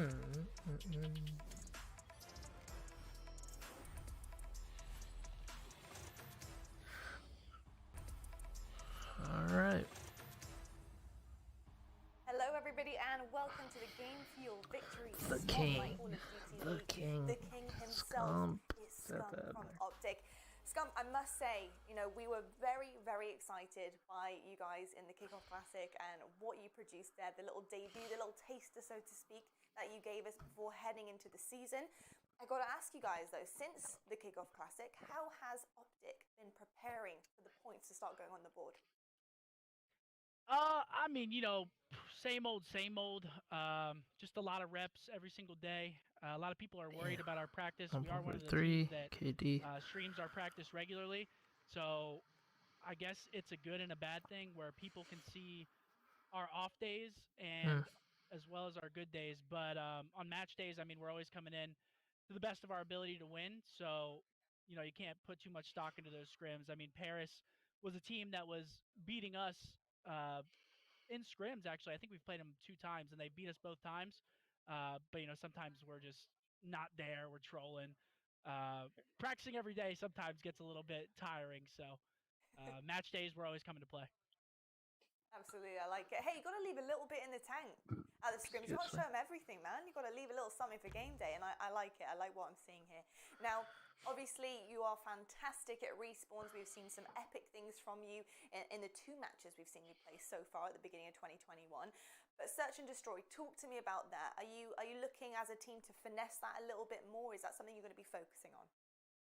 Yeah, I mean, the past 2 years, 3 years, my gameplay in Search has been a lot better than previous years. And then with obviously Bruce and Dylan, I think we have a really, really good all-around S&D team. A lot of people will say our respawn is really, really good and we're one of the best respawn teams, which I agree with. But, you know, we are no slouches in S&D.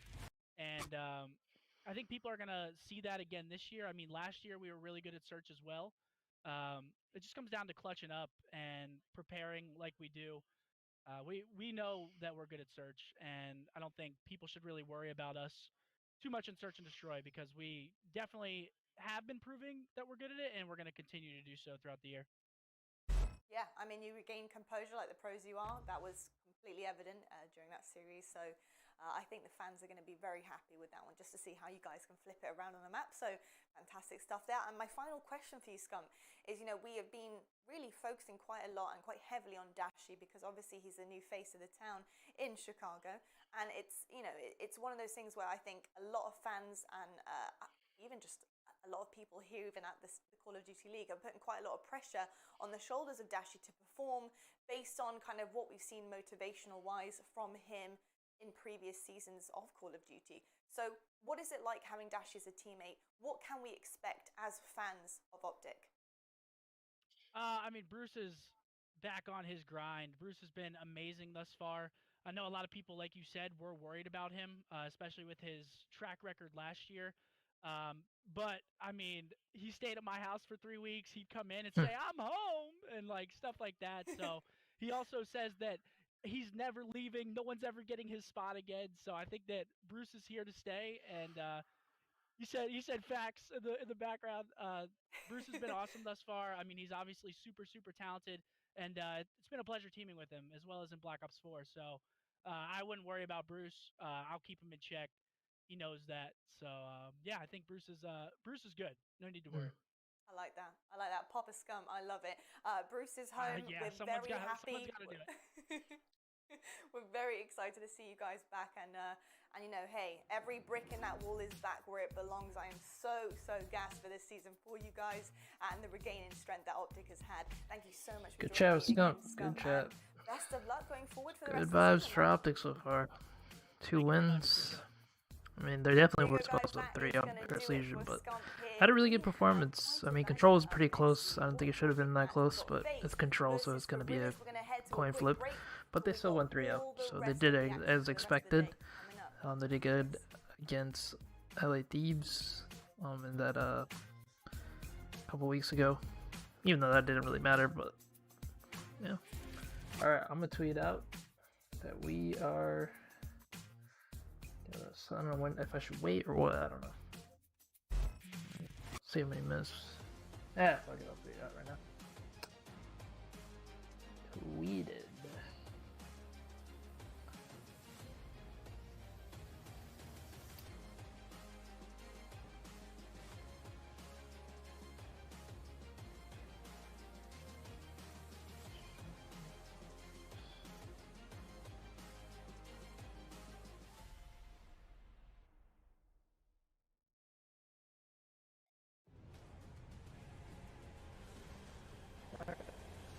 Anybody even comes in through that tweet. I'm gonna go on Twitter. See what's on Twitter.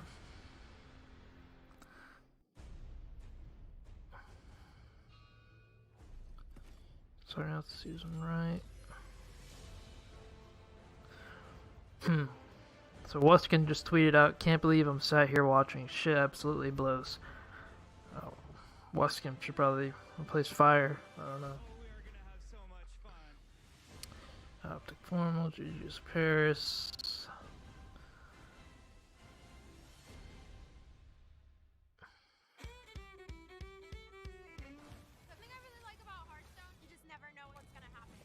What else we got? That's what I want. What is my opponent going to do? How am I going to counterplay them? Play Hearthstone now! The Call of Duty League is brought to you by GameFuel. Use code CDL 2021 for a special CDL launch event discount on GameFuel.com. Tournament audio and team listenings are powered by Astro Gaming, the official headset and mix amp of Atlanta FaZe definitely gonna 3-0 this. If they even 3-1, I'd be very surprised. I mean, LEG's got some good talent on it. Not at the same level as Atlanta FaZe, obviously.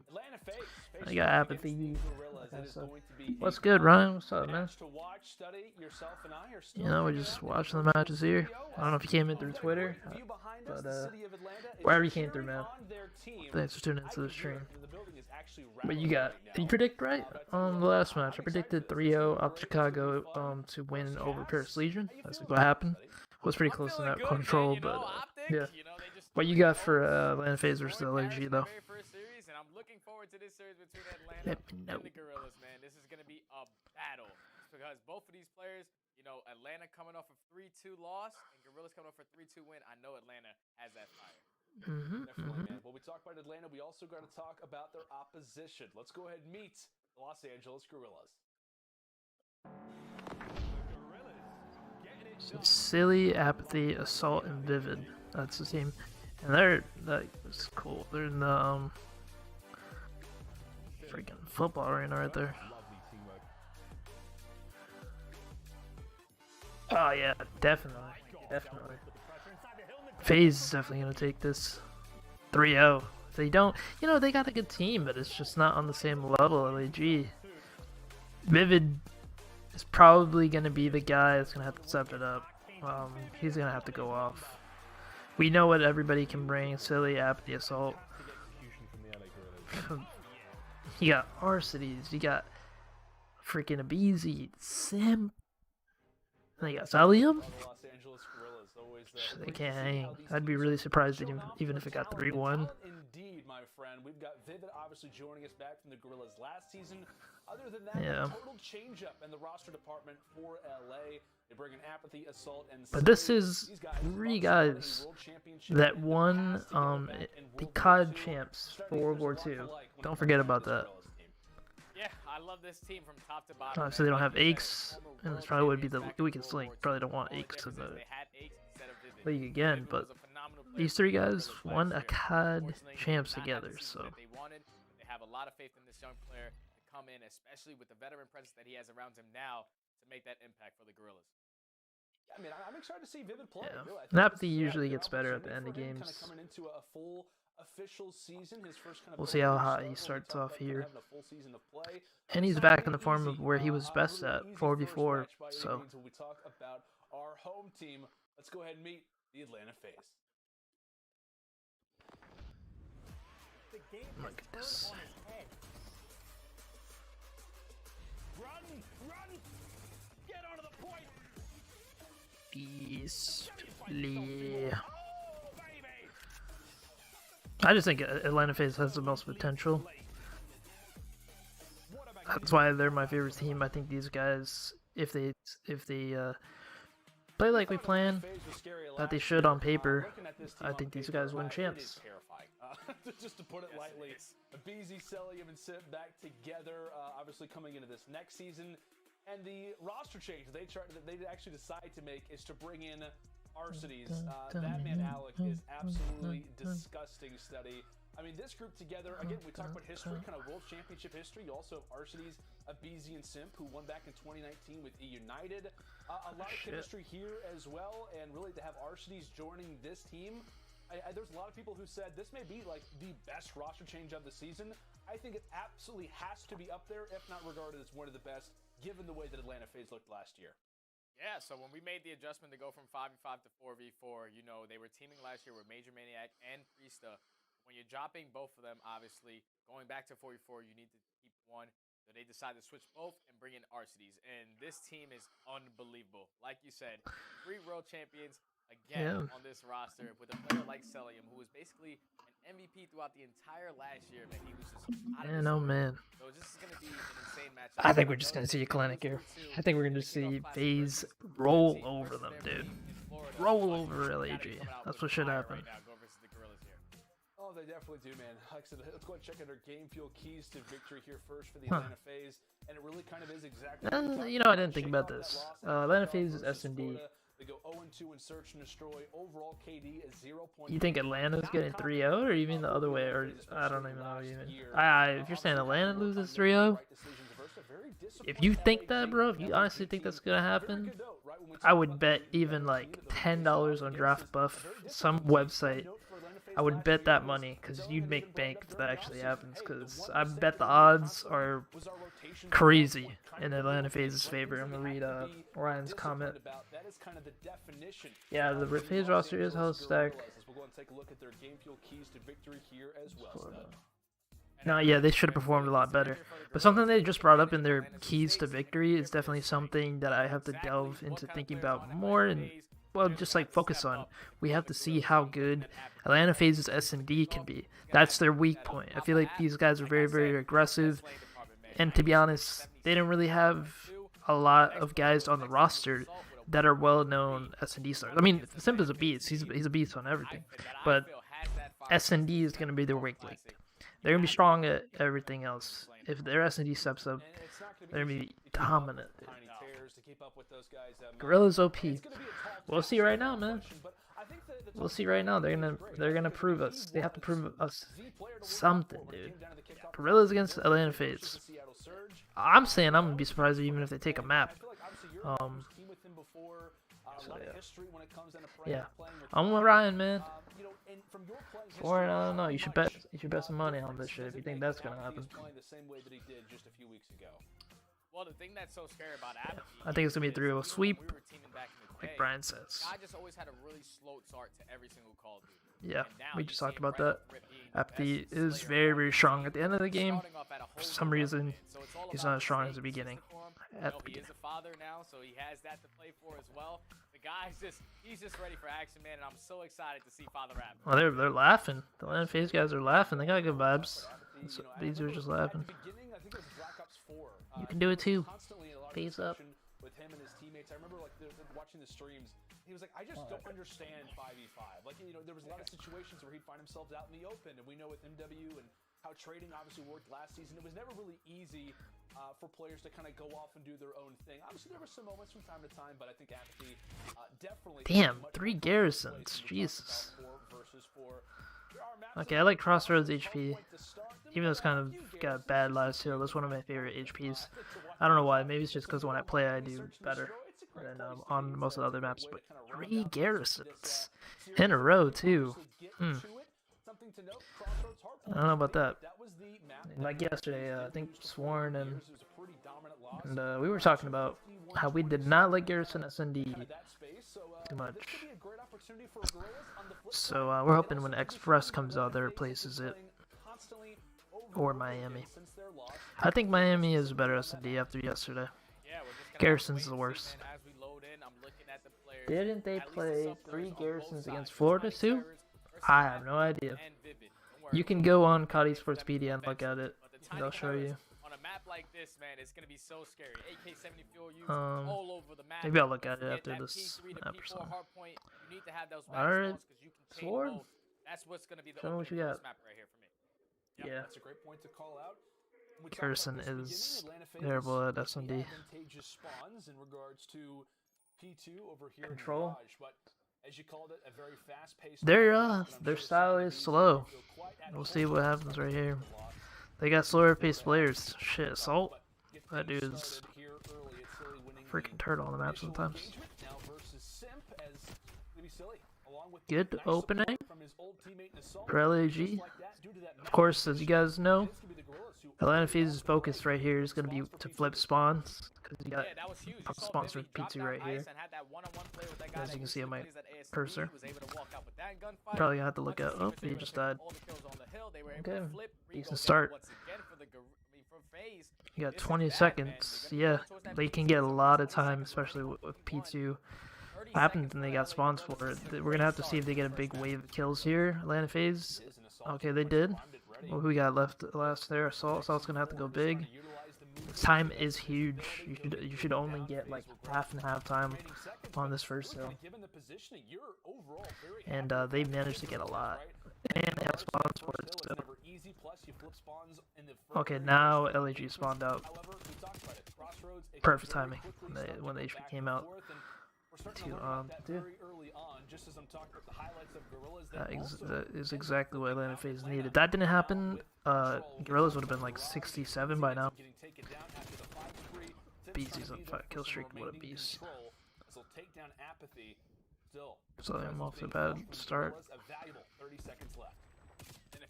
And yeah. Okay, cool. So then you got a BZ about to die, number 4 on the map. You'd want him to stay alive, and he does. So LAG got spawns for P3 now.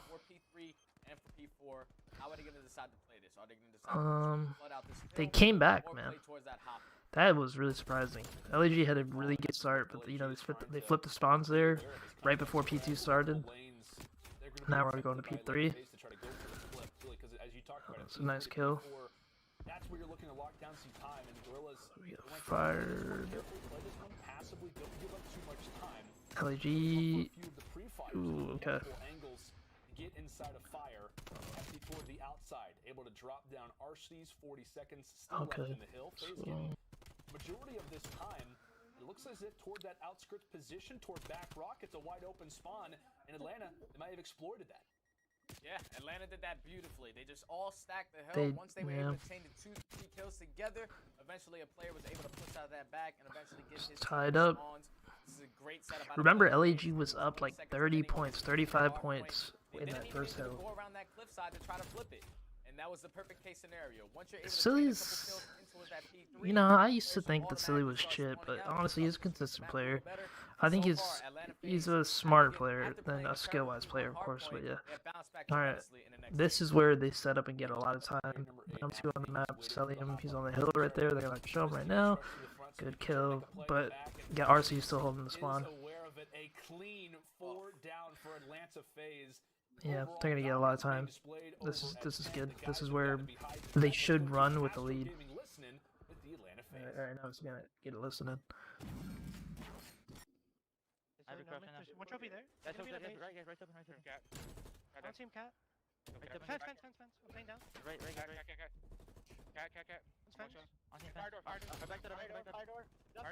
Yeah, see they're running away with the lead now.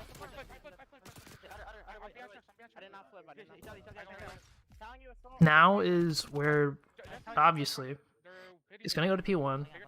They're going to want to at least split half and half. If LAG somehow make it so that they can get a big lead here, we have to learn that. We have to learn from that. They're doing something right if they do this again. And so we got the hill going. Atlanta FaZe's focus have to be to get on this hill, at least split it half and half, but more importantly, flip spawns for P2, because obviously P2 is going to be over here. LAG got spawns, because they're spawning over here, obviously, whatever. You know, it's easy to understand, it's 4v4.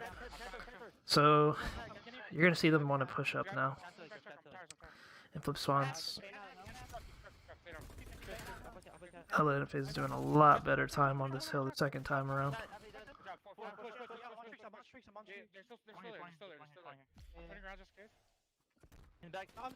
See, they're just holding there, but they got 2 other teammates spawning out. LAG's just gonna use cover, wait for the reinforcements to come in. in combination with the slang from guys like Abizi, Simp, and Celium. By the way, I found your channel through the call-up videos. Those really helped me out a lot. Yeah, man, you know. From there, obviously, you use those to call out to your teammates, but more importantly, when you're watching players do scrims or 8s, you actually know what they're talking about. There was a lot of videos of guys using callouts that the pros weren't using, so yeah, you know, I'm grateful that you found my channel through that. Yeah, they do play slow. I mean, yeah, the apathy there, I had Assault for a second there, I was paying attention to what he was doing. They gotta pick up the pace, but they can't do that because the pace that Atlanta FaZe brings with slaying and all that. I'm definitely gonna be interested to look at the numbers here. Remember, at the first part of this map, LA Guerrillas were up like 40, 50, around there, 60 even, I think. They had a really good P1, P2 in the first time around. It didn't happen this time. You gotta be on par with FaZe throughout the whole entire side. Because they're gonna run away with it eventually with the skill they have on the team. Alright, let's focus on talking about spawns and all that shit, except for the kills though. How would they ever win a hard point? You said I miss you. You said that. That's funny. Yeah, the Observer's doing good. He's been focusing exactly what the casters and I am talking about.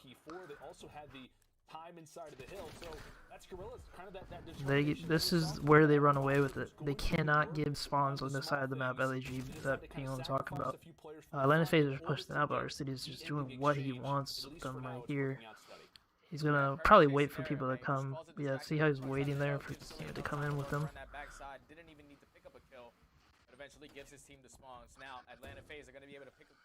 They gotta see right here. It's fine to play slow because they're holding down the hard point. That's nice. They're gonna have to hold this for the whole entire time. Because after this, it's just gonna be hills that are there's one hill that's a contest fest, and the other that they're gonna have to fight to flip spawns for, most likely.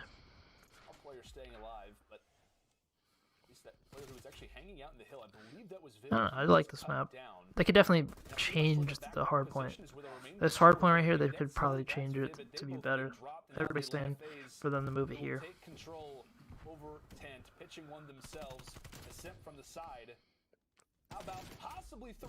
Nice.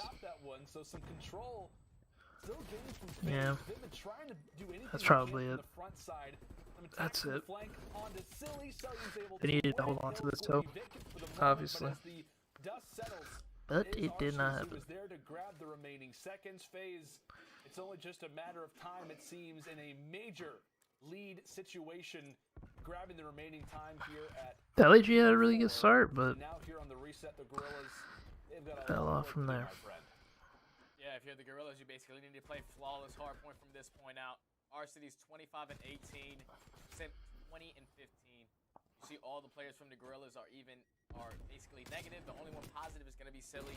We're looking at Apathy on this map, 17 and 23 for the young man. And he was just not able to keep up with the slaying. Good try at the beginning of LAG. Honestly, they had me for a second there. I was like, oh shit. But you need to be so consistent to beat FaZe. 27-19, our cities went. And he's the AR. You know, you're an AR player. You do that well, you have much more of an impact if you do well statistically than your SMG player, in my opinion. I love crossroads on this hard point. I don't know. Some people don't like it. I like it. I don't know. What's your guys' favorite hard point map? Also, them kind of getting some good time late on the second set of rotations.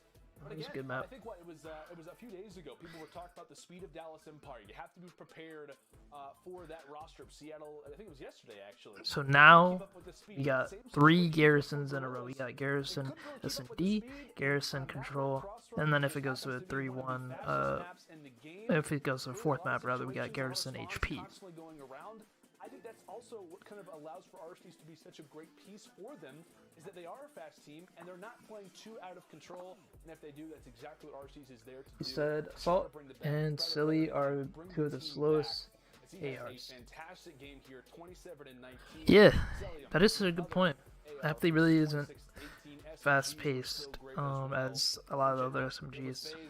So what can they bring? I think when they made this team, I think they were thinking more of bringing knowledge. I don't know. Maybe they couldn't even get a good roster. I don't know. Like I said, 3 of these guys won World War II champs. And World War II champs. I mean, World War II, the game was slow as fuck. I don't know. And as the casters and everybody says apathy is better at the end of games for some reason than the beginning, but whatever. Search and destroy. Atlanta FaZe versus Guerrillas. Game 2 S&D up. Garrison S&D.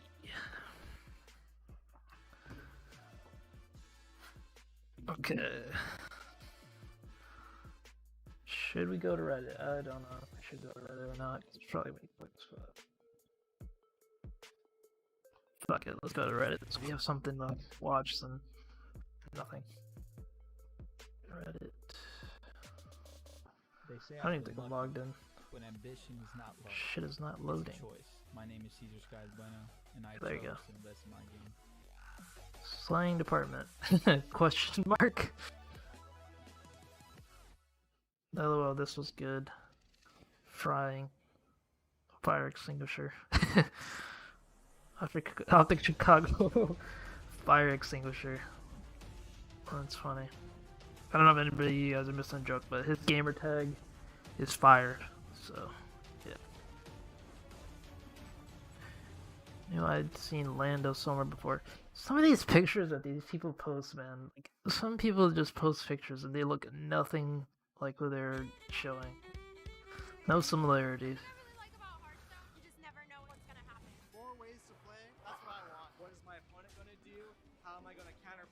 They were warned. These memes are funny.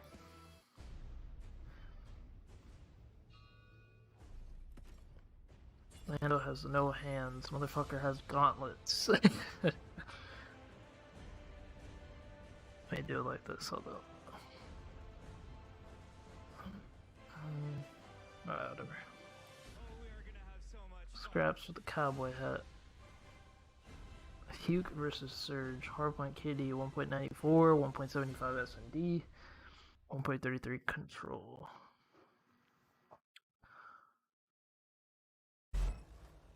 Smile, Amanda has left Seattle. I would argue this match is the fastest team in the CDL versus the slowest. Yeah. Yeah, for sure. I gotta watch this like 6 companies. When I finish the stream, I'm gonna watch this. I agree. LAG's guys are slow, especially Silly and Assault. And like I said, Vivid, probably the fastest guy on the team. He's got to bring a lot. Guy has a lot of weight on his shoulders. Full screen this. Want to help influence the future of the Call of Duty League? Join the Call of Duty League Recon Core and share your feedback on everything. Yo, Swarm, and if anybody else wants to answer this question, do you like the thumbnail I'm using now for this stream? Like this, basically, alright, you don't even have to look at it. Think about it. Would you rather click on a thumbnail with the logo OpTic Chicago versus Paris Legion, or would you rather click on a thumbnail with players? Like I've got in this thumbnail, I had Scump versus Scraps. Would you rather? Now that I say it out loud, I'll probably go with the logo thumbnail, but I don't know.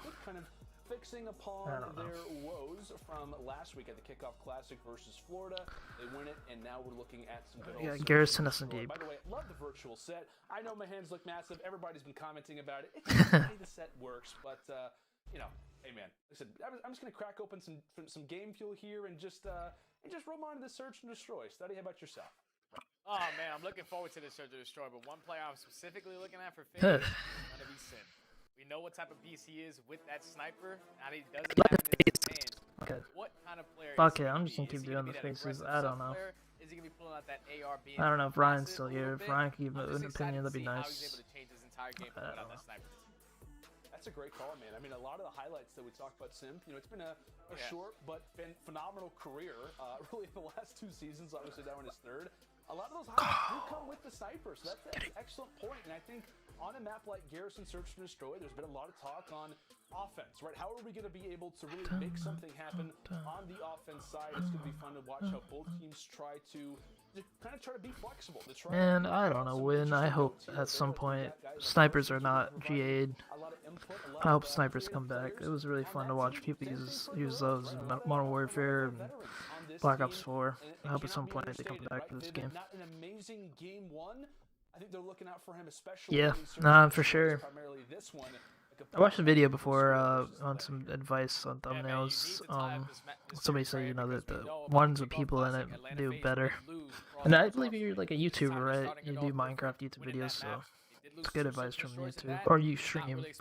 Either way, you know. Yeah, I think you're right. I'm gonna keep on doing faces. Because I had a lot of people come in at the beginning. My mic was fucking up, so they all left. Now I fixed it, and, you know. It's better now. So yeah, you keep doing faces. Alright, so let's talk about me. Let's talk about this match. At least they look like AR shots. Very well could be the 74U. But nonetheless, it's Atlanta with full control. They've also got top green as well. And it's pretty much... Apathy in the kickoff classic a couple weeks ago, he was playing on Vent a lot. I believe Atlanta FaZe actually caught that, and they were like, you know, let's push up fast as possible, and make sure he gets there in events. Okay, so now it's gonna be a 3v3. And that was good. They did just that. Two players, and Silly and Apathy trying to work towards top green. Simp with the big first blood, able to get out with his life. Beautiful play out of Simp. Just stall the time, man, and make Apathy work 2 times harder trying to locate you. That's exactly what's going to happen. Silly's going to go down. Last player is going to be left. It's going to be Assault. And that was a great first round of Atlanta FaZe. You could just tell the aggression right there towards that B-bomb was everything. Beezy was able to open up that first blood in towards that lights area. Forces all the players from the Guerrillas to eventually play back. They know that the plan is eventually going to go down. They just couldn't put themselves in a better position to stop it. Good first round of Atlanta. Yeah. We talked about a study. There's been tons of stats going out about Garrison S&D, how hard it is to win on offense. Don't let that fool you. That was not easy, but that was also just very dominant from Atlanta early. You'll take as many offensive rounds as you can get as the Guerrillas open to mimic, I guess, maybe what I don't know. showed them how to do. S&D's cool. You know, it's fun to watch this game. It's going to be a good competitive year, but S&D could be a lot better. Probably my least favorite mode for this game. Solid when we talk about that M4, but pressure early. I don't know if it's the map or the guns. The attack is prone over at B. BZ's aware of it. Yeah. Guerrillas is just trying to find an opening, trying to get some information on the map to where players from the Atlanta FaZe are located. Silly, you can see he's playing it totally different from Simp. Simp got aggressive in green and just made that player who's playing A, which is going to be Arcides, eventually play for that challenge. Time is going to be ticking. I think Simp's going to shit on them this whole time here. I think he's going to have, like, at most 2 deaths. No Apathy in that crawl space. What he can do. We saw it at the kickoff. Now does manage to get the plant off, but can he escape with his life? He will not. Celium is there for the overall exchange as Atlanta now holding on to man count advantage. Vivid able to level the score now to a 2 versus 2. Again, bomb was planted prior to the team fight that we witnessed. Vivid is hanging out in that crawl space. Meanwhile, it is going to be Arcides from the top side taking down 1, now to a 1 versus 1. Arcides versus yeah, that's probably not going to happen. Arcides still has some work to do. He has to try at least you got this round. To seek him out. Does he know exactly where he is? He earns the call out, able to find the kill. Can he get there run in like time? Flash. It looks as if not going to be the case. Did not get over the barrier as the bomb will explode. Arcides sitting on a nice 4-0 spree, but unfortunately the round, it doesn't come along with it. Great 2v1 out of Silly. I would have liked Simp not to commit to that challenge. Just play with Arcides a little more. Once Simp went down, Silly, all he had to do, just lay down, saw enough time. He knew Arcides was going to play for the kill and not hop that bomb. Great 2v1 out of the Guerrillas. I mean, out of Silly right there to tie it up 1-1. That could have got out of hand real quick if Simp would have not challenged that. Being up 2-0 on a map like this can get really scary and out of hand quickly. Adjustments from Guerrillas, back-to-back offensive wins. I'll go ahead and bite my tongue for the time. A lot of teams clearly making some adjustments from the kickoff. You notice a lot more kind of standoffish defensive prowess. Yeah. Trying to look for the picks as Abizi will Happy to eliminate Okay, as many like, trophies as he can get. Those things are absolutely killer. I tell you what. the main focus of S&D really is to always be in the position to trade. As long as it means a first blood can come away with it. That's a big focus. The OpTic barrel explodes. It's like one of the main things you should try to understand, get better at as a team. Establish that map positioning. And then obviously if you're on defense, you don't want to let them get a pick off. As you saw there, you know, LAG was doing good. Obviously they did get picked off there, but you know, everybody was using cover to their advantage, peeking in back and forth, Cameron, all that kind of stuff. The control was really close, actually. The control was 3-2. It was a 3-2 on raid. OpTic obviously won that. Is going to be after the left in a 2v1 situation. Needs to play quick. But Sworn, you know, you did say if OpTic lost the respawn, you're gonna get hot pocket. So Was it like a 6-0, 7-0 start? it was close to happening, but it did not happen. It isn't going to be enough, as we'll get to watch this play kind of toward the ending phases again. The 1 versus 2, a tall task. He does shut down Arcity, so that streak does get eliminated. Obviously, you don't win the round, but you're at least happy to get Arcity's off of that spree, who started off 6-0. Heading into this new one, again, offense has been great up to this point. We'll see. Yeah, what the hell did I just do? If Guerrillas can possibly fire one away again. Apathy with that bomb, and we talk about crawl space attempts. It's always going to be B, and when we talk about this map in particular, just really because of how skinny it is, right? There's not a whole lot of movement opportunities. If you want to try to get into top green, good luck. There's always going to be a defensive player there, especially off the start of rounds. Still is going to try to toss off some utility, get some bit of awareness. It's easy. You also switches over to the XM4, so really finds the first blood. They may have an opportunity to work at the least. That big focus though for this map. See, Fire played better? No, I don't think he did, honestly. I think he just had a really bad performance. I mean, if anything, you know, people are talking shit about him on Reddit, so... Yeah, he didn't have a good performance on any of the maps. I forgot what his stat was in control, but I imagine it wasn't good. Phases had to all go through mid-map and eventually rotate towards A. But they do have the man advantage. Sits in a great position, able to take down I was doing something. Note there's another player in dark, but he's being traded. Now it's Assault and Silly versus Selyum. Selyum gonna go through. Unfortunately, he's gonna get taken down there. But great adjustments out of the Guerrillas there, not to play too LAG wins this, I'm surprised. But it's like I said, you know, the weakest link for FaZe is gonna be their S&D. But I'd still be surprised. Tied it up 2-2. And you know what? Playing slow in S&D isn't bad. So that probably is going to be LAG's strong suit.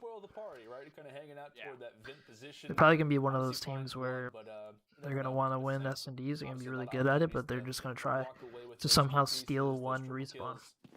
A lot of potential there, but the Guerrillas, even anything that's the green, which is right here. Let's see if they show somebody, you know, talking about this over here. That's big focus. Both teams, they're going to want to be able to control green. And that goes for any mode. That goes for control. That goes for S&D. That goes for HP. Because if you have that, you have so much places you can go through from there. So if you're playing this on any map, it's a big thing to understand is how you would be able to gain control of green as a team. Look at how much focus is going on there. You got 2 players pushing in through here. You got 1 player, number 3, that would be sent around here, and that's a good player to have there. You want probably your best players, or player in their case, to try to focus on getting control of this area. Atlanta FaZe need to come in and make a play, at least get a first blood to make this round possible. We saw Simp on the other side of the ladder, looking for his opportunity. It's a big team fight occurs. Atlanta now. Yeah, I think he was saying that Scump is going to be their best player. 1 versus 3, a very tall task. Yeah, let's get some nice shots onto Vivid, but the full kill was not. I don't know what I think. I think you're saying that Scump is going to be the 3rd or 4th best player. If that's what you're saying, I agree. I think yeah, he was saying that they're like he's their best player. He's the most. I think everybody else, Homeboy, Dashi, all those guys. Well, who knows? You know, you have a lot to see, but I don't think Scump's in his prime in this game. I think he's good. I definitely think he's doing better than he did in Modern Warfare. Nah, Scump ain't gonna be the MVP this season. That'd be nice though, you know. He goes MVP and he's like, you know, I'm gonna call it. Who knows? Because I think he's gonna retire probably next year or the year after, no matter what happens. Honestly, because next year and the year after, we might get some shitty Call of Duties, to be honest. Not trying to be negative, but I think he is going to be like the third or fourth best player on OpTic Chicago. The way that Formal's been playing on Dallas internet, he's been playing like a beast. Dashy and Envoy, they probably even haven't hit their prime yet. Maybe. So yeah, I think he's going to be like third, fourth best player. And that's nothing to sniff about. OpTic Chicago's a really, really, really good team on paper. I don't agree with what he said though, either.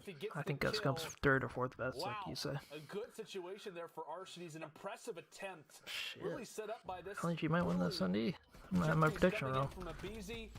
I still think it's gonna be 3-1, but damn. Yeah, man.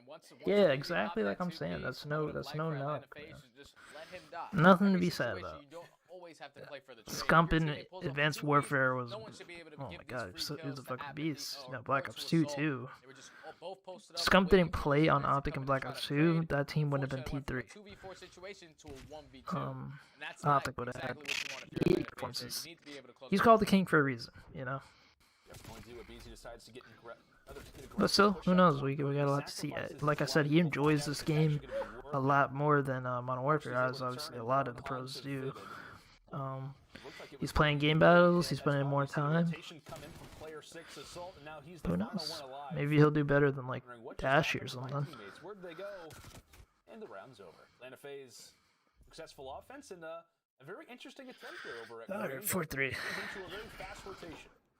Yeah, 3 rounds. They gained all the information from these early rounds that Silly is the only player that plays at that A-bomb site. You saw Vivid one time push on towards Trap Green, but unfortunately he wasn't going to be there, so they gained all that information.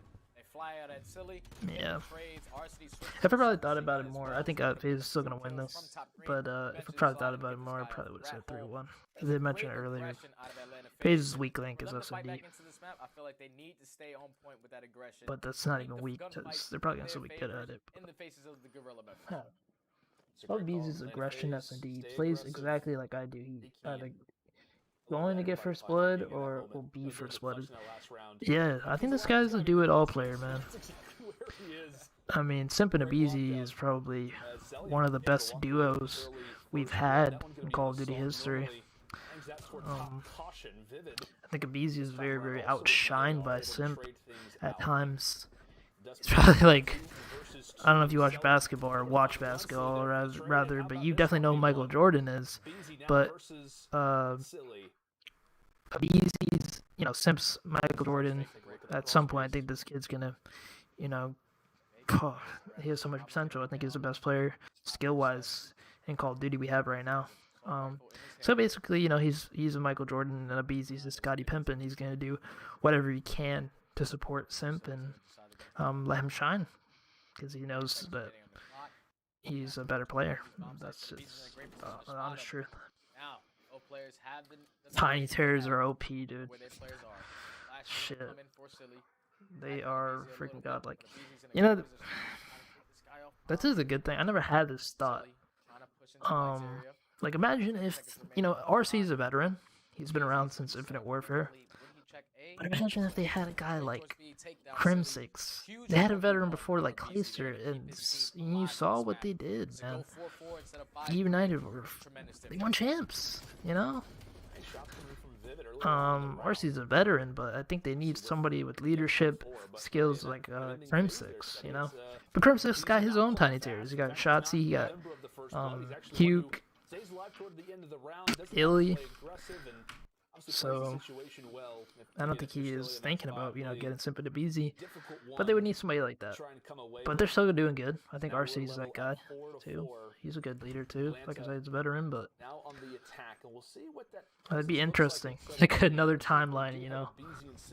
If Crim6 is on the same team as Simple and BZ. Terrifying duo have to face off against. I think it's more like Steph Curry and Klay Thompson / Brothers Time Terrors, because they both are good at the same things. One is just slightly better. Yeah, that's a good one too. That's a good comparison to our metaphor. Varsity's just read that absolutely beautifully. He decides to pre-nade into that rat hole area. Yeah. Had apathy, try to get out of that situation, nades himself, but then he's in those pipes area. I mean, we have to talk about, like, that's an interesting Reddit post too. People connecting top sports athletes with the scene that we have right now, and definitely, you know, we have Tom Brady. Our Tom Brady is probably karma. I'm sure a lot of people would think too. Why that ends up taking place, really doing it all so far in the search and destroy. They look great in the initial. You know, this watch party, sometimes we talk about what's going on the map. Sometimes we just shoot the shit. I don't know. There we have it. RC's 12-5. Oh, see what I'm talking about? 3 rounds in a row. So much knowledge. So much knowledge. Wow, RC's going 12-5. A lot of situations going on. RC's, despite running the flex, was absolutely excellent last year. I know it may not kind of pay off in the stats, but this guy is such an excellent addition for the Atlanta FaZe in a number of different ways. Not even just in his talent, but also because of the intangibles that he brings. And obviously, here in the Search and Destroy, playing a. I would definitely want to listen to a podcast of RC's talking about what it's been like being on a team with these guys and what his leadership is like and all that. If he even is the captain. Who knows? Simp is probably making the calls. I don't freaking know. Patrick Mahomes. Shotzi. Yeah, man, he's so young. Patrick Mahomes. Oh my god, dude. So young and already did so much and has so much potential. But is he going to get 7 rings like Tom Brady? Probably not, but who knows? You know, Tom Brady played his first Super Bowl, and Patrick Mahomes was in kindergarten. It's crazy to think about. Or he played in the Super Bowl. I don't know, some shit like that. He won his first Super Bowl. He was in his first Super Bowl at the time. But was in kindergarten. It's the same thing as Shotzi. He's so young. Rid of the 1 versus 3. They know exactly where he is. Arcity's here. Can't win the fight. A nice engagement for Vivid, but he has no time. Like I said, 3 rounds in a row. 3-0, baby. As Atlanta walk away with the Search and Destroy at 6-4. Arcity drops a bomb as Atlanta respond off of what was a really good attempt from Guerrillas in a lot of different ways. They showed a good effort in that SCDV. Almost had it. How to play offense in a lot of different situations. We can learn a lot from that map, exactly like Lando just said. They showed how to play offense correctly. It is going to be Atlanta who holds on and now sits at a 2-0 lead. That was a wee lad. Clayster one. Tell me think. Yeah, Denial. What was that, like 2014? I think it was 2014. So he was like 13, 12 probably. 14 at most. It's probably 13 if I had to guess.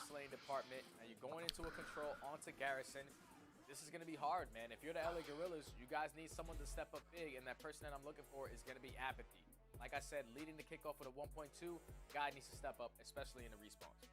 Yeah, definitely, man. A lot of players for Guerrillas to kind of be aware. When we talk about kind of the future of this game, to look out for, but RC's dropping a 3-0 for both series, like everybody thought. A big player again to kind of keep in mind throughout the remainder of the series. No problem. I'd rather well.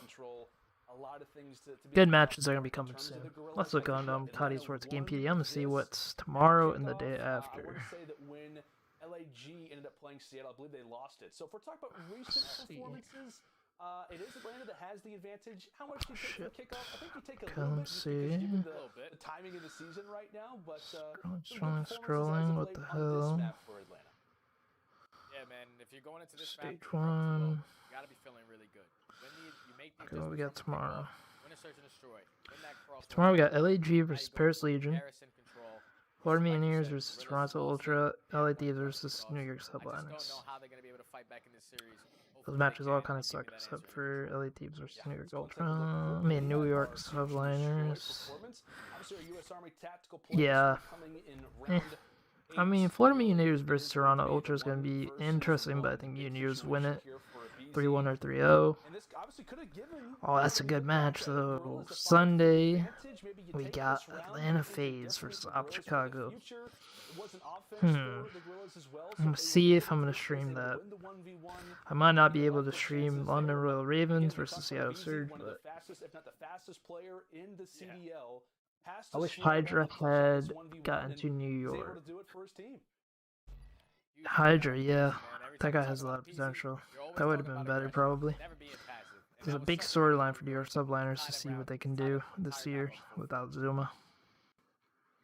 Absolutely, buddy. Well, like I said, Nah, man, but Sunday, that's a good match. Atlanta FaZe versus OpTic Chicago. However, when we come back, we've actually got Lottie standing by. Fuck it. I'm about to just stream that. I don't know.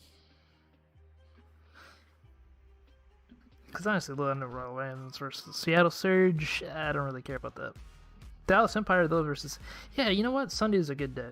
Dallas Empire versus Minnesota Rocker. And you got Atlanta FaZe versus OpTic Chicago.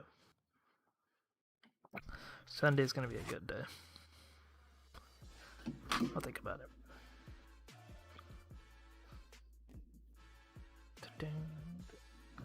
They say I've been lucky, but ambition is not luck. It's a choice. My name is Caesar Skies Bueno, and I chose to invest in my game.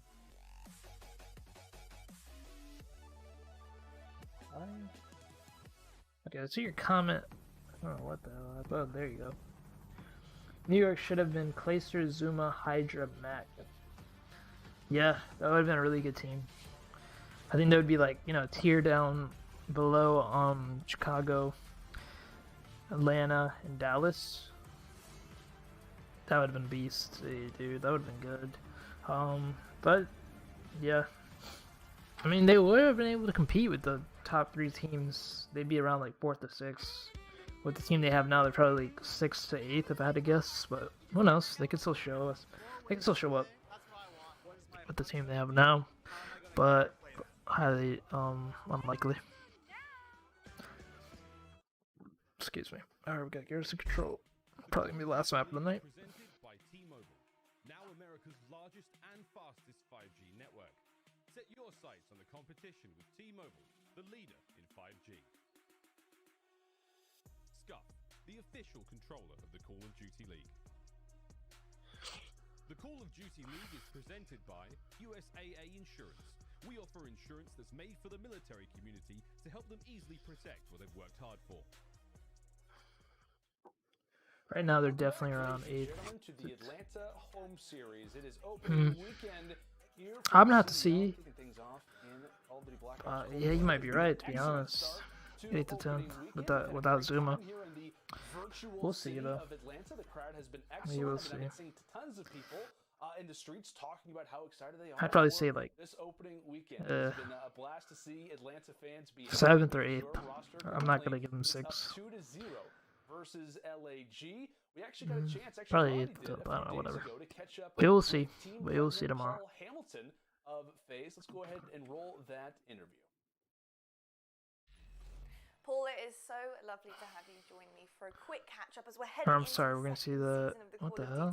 Oh, we're not going to see that tomorrow. I am so excited. I know the fans are so excited, but really, I want to know from you, what has you the most excited? Oh, no, my fault. Oh, my God. LADs versus NY. They're going to get scraped. LADs versus NY. It's the last match tomorrow. I was excited to see how CDL did as a whole. I feel like we gained a lot of momentum seeing how viewership did at the end of the year and how excited and engaged our fans were. Our players were just as enthusiastic, and I feel like everyone's been dealt this blow with this pandemic, and I felt like we sort of rolled with the punches as well as anyone could, and I'm excited to improve on last year and hopefully take home. Hey, that would be be fantastic.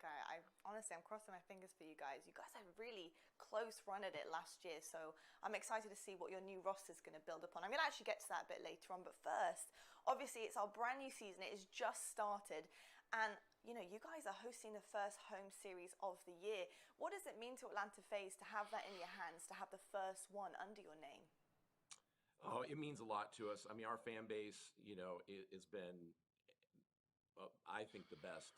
Some people would argue, but our fan base has been so engaged, and we really want to give back and get them to where they can really see all the work that's going in. Again, with the pandemic, made that a little bit more difficult, but we just built a facility, and our team, as you will see, as each of these matches are cast, when they're not on LAN, our guys will all be in our team facility, and it's a pretty amazing place, and we're all excited for them to be together there, and I think the fans will really enjoy it. I mean, I'm very excited to see this brand new facility. Tell me more about it. How did that come about? How much work has been put in to get this team facility together, and really, how excited should we be about it? It's Great, so you said Empire, OpTic, FaZe. It houses, as you know, we own an additional esports team in the Overwatch League called the Atlanta Reign. So both of our teams, plus corporate, I agree with that. will be housed 1, 2, 3, 4, 5, 6. in a building Yeah, we bought. I agree with that. That's my personal rankings. But we still have to see everybody play, though. I mean, it's fine to look at them and go with the knowledge we have now, but I wouldn't want to make a rankings until I see everybody play one official match. It's really good. Because from there, you have a lot more data to go with. But I agree with that, though. If I had to give a rankings, I'd say that. Getting on to the team stuff, I've got to get into the I'm nitty-gritty trying to of it. double check if there's anything I disagree with. Last season, your roster was unbelievable. I think they were the ones to watch out for, and excuse the pun, but they were red hot. I didn't think your roster could get any better until, obviously, heading into 4v4, you did, of course, drop Priester and Major Maniac, and I'm sure those were hard decisions, but you did bring on the force that is Arcites. Now, how do you think your roster stacks up against the rest of us in CDL? Well, first of all, that was the most difficult thing I've done in a long time, working with our GM, Eric, and sort of... Yeah. This is our baby, and we had to have an honest conversation with ourselves about sort of what we could do better as management and as an org. And if it were 5v5, we would not have made a change at all. Absolutely loved our team. Would have loved to be on LAN for those events. Again, we couldn't do that. LAN. That's on my bucket list. One day to go to a LAN tournament. I've never been to one. I have 5 of the greatest guys. I definitely got to go to one. Last year. I mean, the absolute nicest guys in the world. Like, you hear all these stories, but it's true. They weren't true. Those 5 guys were amazing to work together, and our coaching staff. And again, Eric, headed into this year, you know, they're milking the fuck out of this interview. Necessity for the team. It created London Royal Ravens. Who plays for them? That's a good question. Oh god, I feel the same way because they're probably the worst team. Let me see. Yeah, Alex, Dylan, Shawnee, and Zero. Shawnee and Zero are good. Dylan's alright. Alex is... Yeah, they're probably the worst team. Feel for Zero, though. Zero has a lot of potential. He's a good player, but that is a pretty shitty roster. Especially with the amount of talent you have in our roster right now. So, Zero used to be on Splice in like Black Ops 3, right? And you play second, am I wrong? So, you know, the hope is Black Ops 3. Oh, what am I thinking? Everybody, what this team can do. Absolutely. Hey. Oh yeah, Zero used to be. That's where I got confused. Zero used to be on Splice in Infinite Warfare, and got first at the Stage 1 playoffs that year with Bance, Jerd, and Mad Cat. For our finals, I'm so excited. The love, the passion, the strength behind the team of the team. I can really sense that from talking to you, Paul, and I am so excited to see what you and your boys are going to achieve this year. So thanks so much Man, for it's sharing with me. it's crazy how far some of these EU guys have come. It's honestly kind of calmed down. This year and last year, but at the time EU fucking sucked. Like NA was just on another level. EU didn't even win an event for a long time. But you know, gave him more of a chance. You're only good with the competition you have around you. So. Whatever happened to Bance? We can look. That's a good thing about having COD Esports Gamepedia. So we're going to search Bance. See what team he's on now. I think he's in the Challenger season. I believe he was playing with like Sensor. Am I wrong? He's in the Challenger League. And it's fair to say the Guerrillas are receiving exactly why that is the case. Off to a 2-0 start is Atlanta. Holy shit. He's not. Oh, he's a substitute for Toronto Ultra. Here for both of these teams. We've talked a lot about Garrison Control really so far throughout this season. And the question relies on, will we have 2 3-0s today? I'll be honest, I normally don't root for other teams or root for rosters, but I really want to see at least a 3-1 here. Yeah, I need the Guerrillas. Oh no. Oh wow, Bance plays. I'm a freaking retard. Holy shit. I almost said the R word, my fault. I don't need to say that. I know I said that. Methods, Kleenex, Cammy, and Bance on Toronto Ultra. So Bance is playing. And you know what? He had a decent season in Modern Warfare. Yeah, you know, he kind of had a bad team, but he was alright. I don't remember him doing bad too much. It's a decent team though. Toronto Ultras, alright. They play tomorrow against. Hold on. Toronto Ultra. Really over at Walkway.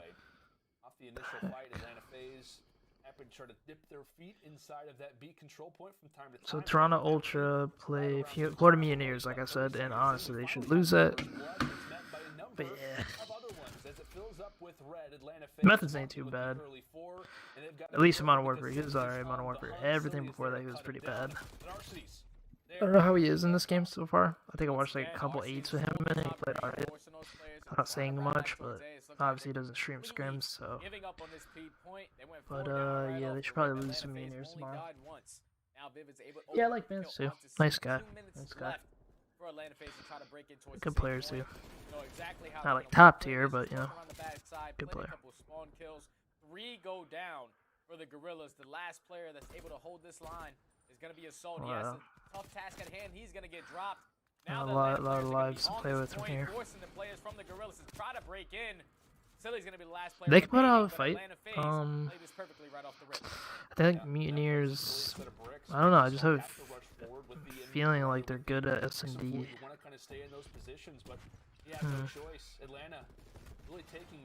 Ultra. What you got? You got 3-1 for Mutineers. I think that's what happens. Maybe they get like a control or an S&D. But I think Mutineers would win. But it's like you said, the Mutineers are like a top 4 team, you know. I don't know. Mid-round adjustments being made from the Guerrillas. They finally kind of get them off the control point. And anybody, honestly, it's Call of Duty. A lot of these pros say it, and it's true. Any team can come out and win. I mean, that was very true for Modern Warfare, but not so much for this game, but it's still true, you know. If a team is just on fire one day, it's their day. They could win a match against a top team. 3-2 Mutineers. Well, I hope so. That'd be nice to see a Game 5. That'd be nice. Number 7 player is going to be Silly, just playing his life at this site. He has the entire top green area. He knows that all the Atlanta FaZe players are going to decide to go through middle map, try to get around the backside of bricks. Abizi able to open up with 2 kills. The last player alive on the site is going to be Silly.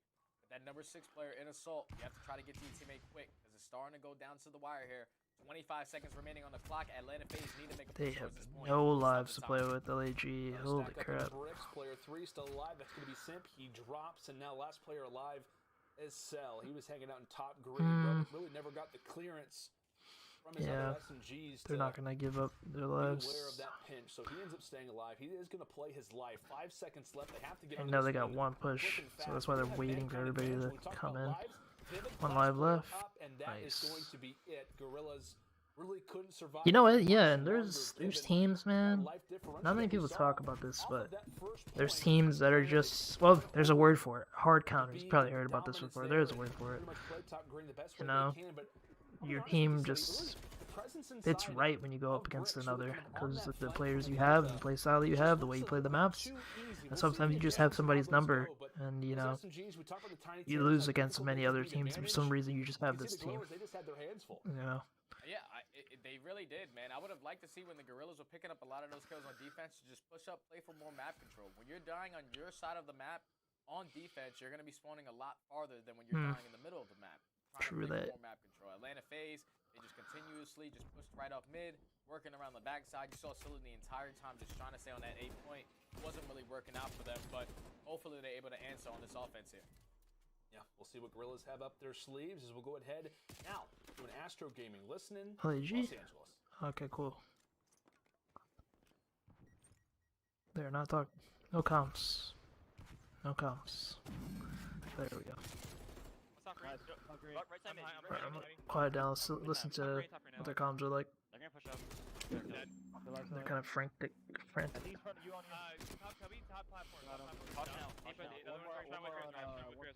Yep, I'm coming right to you right now. Dump truck, he's close. You right now. Damn, that's a good question. Truck, I'm wrapping the garage. One to you now. Truck somewhere. He's front you. Kill around truck. Backed up, I think. Okay, so OpTic versus FaZe on Sunday. That's gonna be a good one. Damn. I'm gonna just stick to what I said. I've been saying that FaZe is gonna be the best team. I think FaZe win it. I think their S&D is better than OpTic's. I don't know. I think FaZe win it, but I think it's gonna be like a 3-5, 3-1. It should be a 3-5. Those teams are really close to each other on paper. Yeah, I'm gonna go 3. What the hell am I saying 3-5? I meant 3-2. Game 5. That's why I got confused. So I'm gonna go with FaZe 3-5. 3-2. What am I saying? 3-2. Game 5. Who you got though? Who you got, Swan?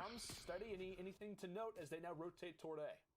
I just like how clean they were in their comms. Even though they're down 0-2 in the series, they were still sounding like they're trying to fight back into Yeah, their comms were good. I agree with what Study's saying here. They're not like frantic.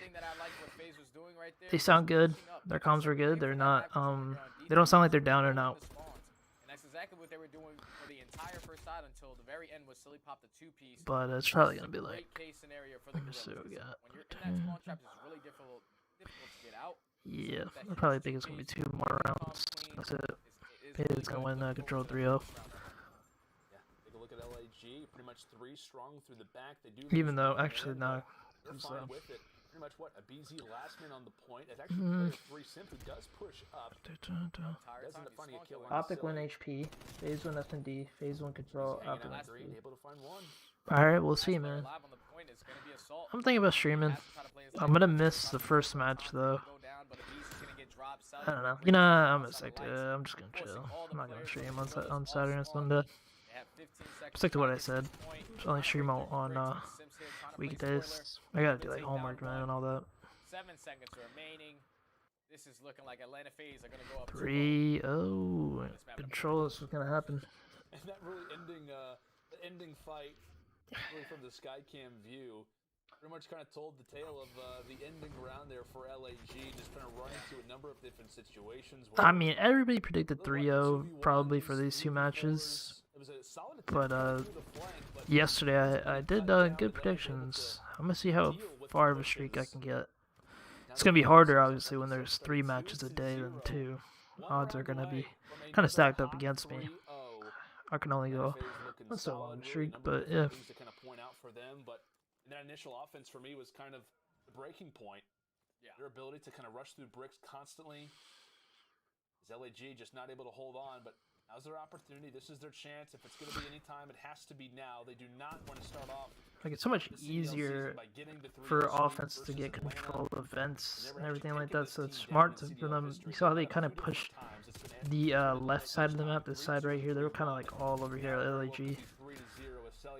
And that worked out better for them. You don't really want to push out lights or B, really, because like I said, it's an easier time for offense to get to there. And like I said, the main focus of Garrison, no matter what mode you're playing on, is to get control of green. We are going to be off spawn for the LAG. They have to try to fight back quick. You are FaZe. See those number players in number 1 and number 3. Trying to fight towards that bottom right mid. Number 1, which is going to be RC, is just holding off top green, making sure his teammates do not have to worry about that. Yep.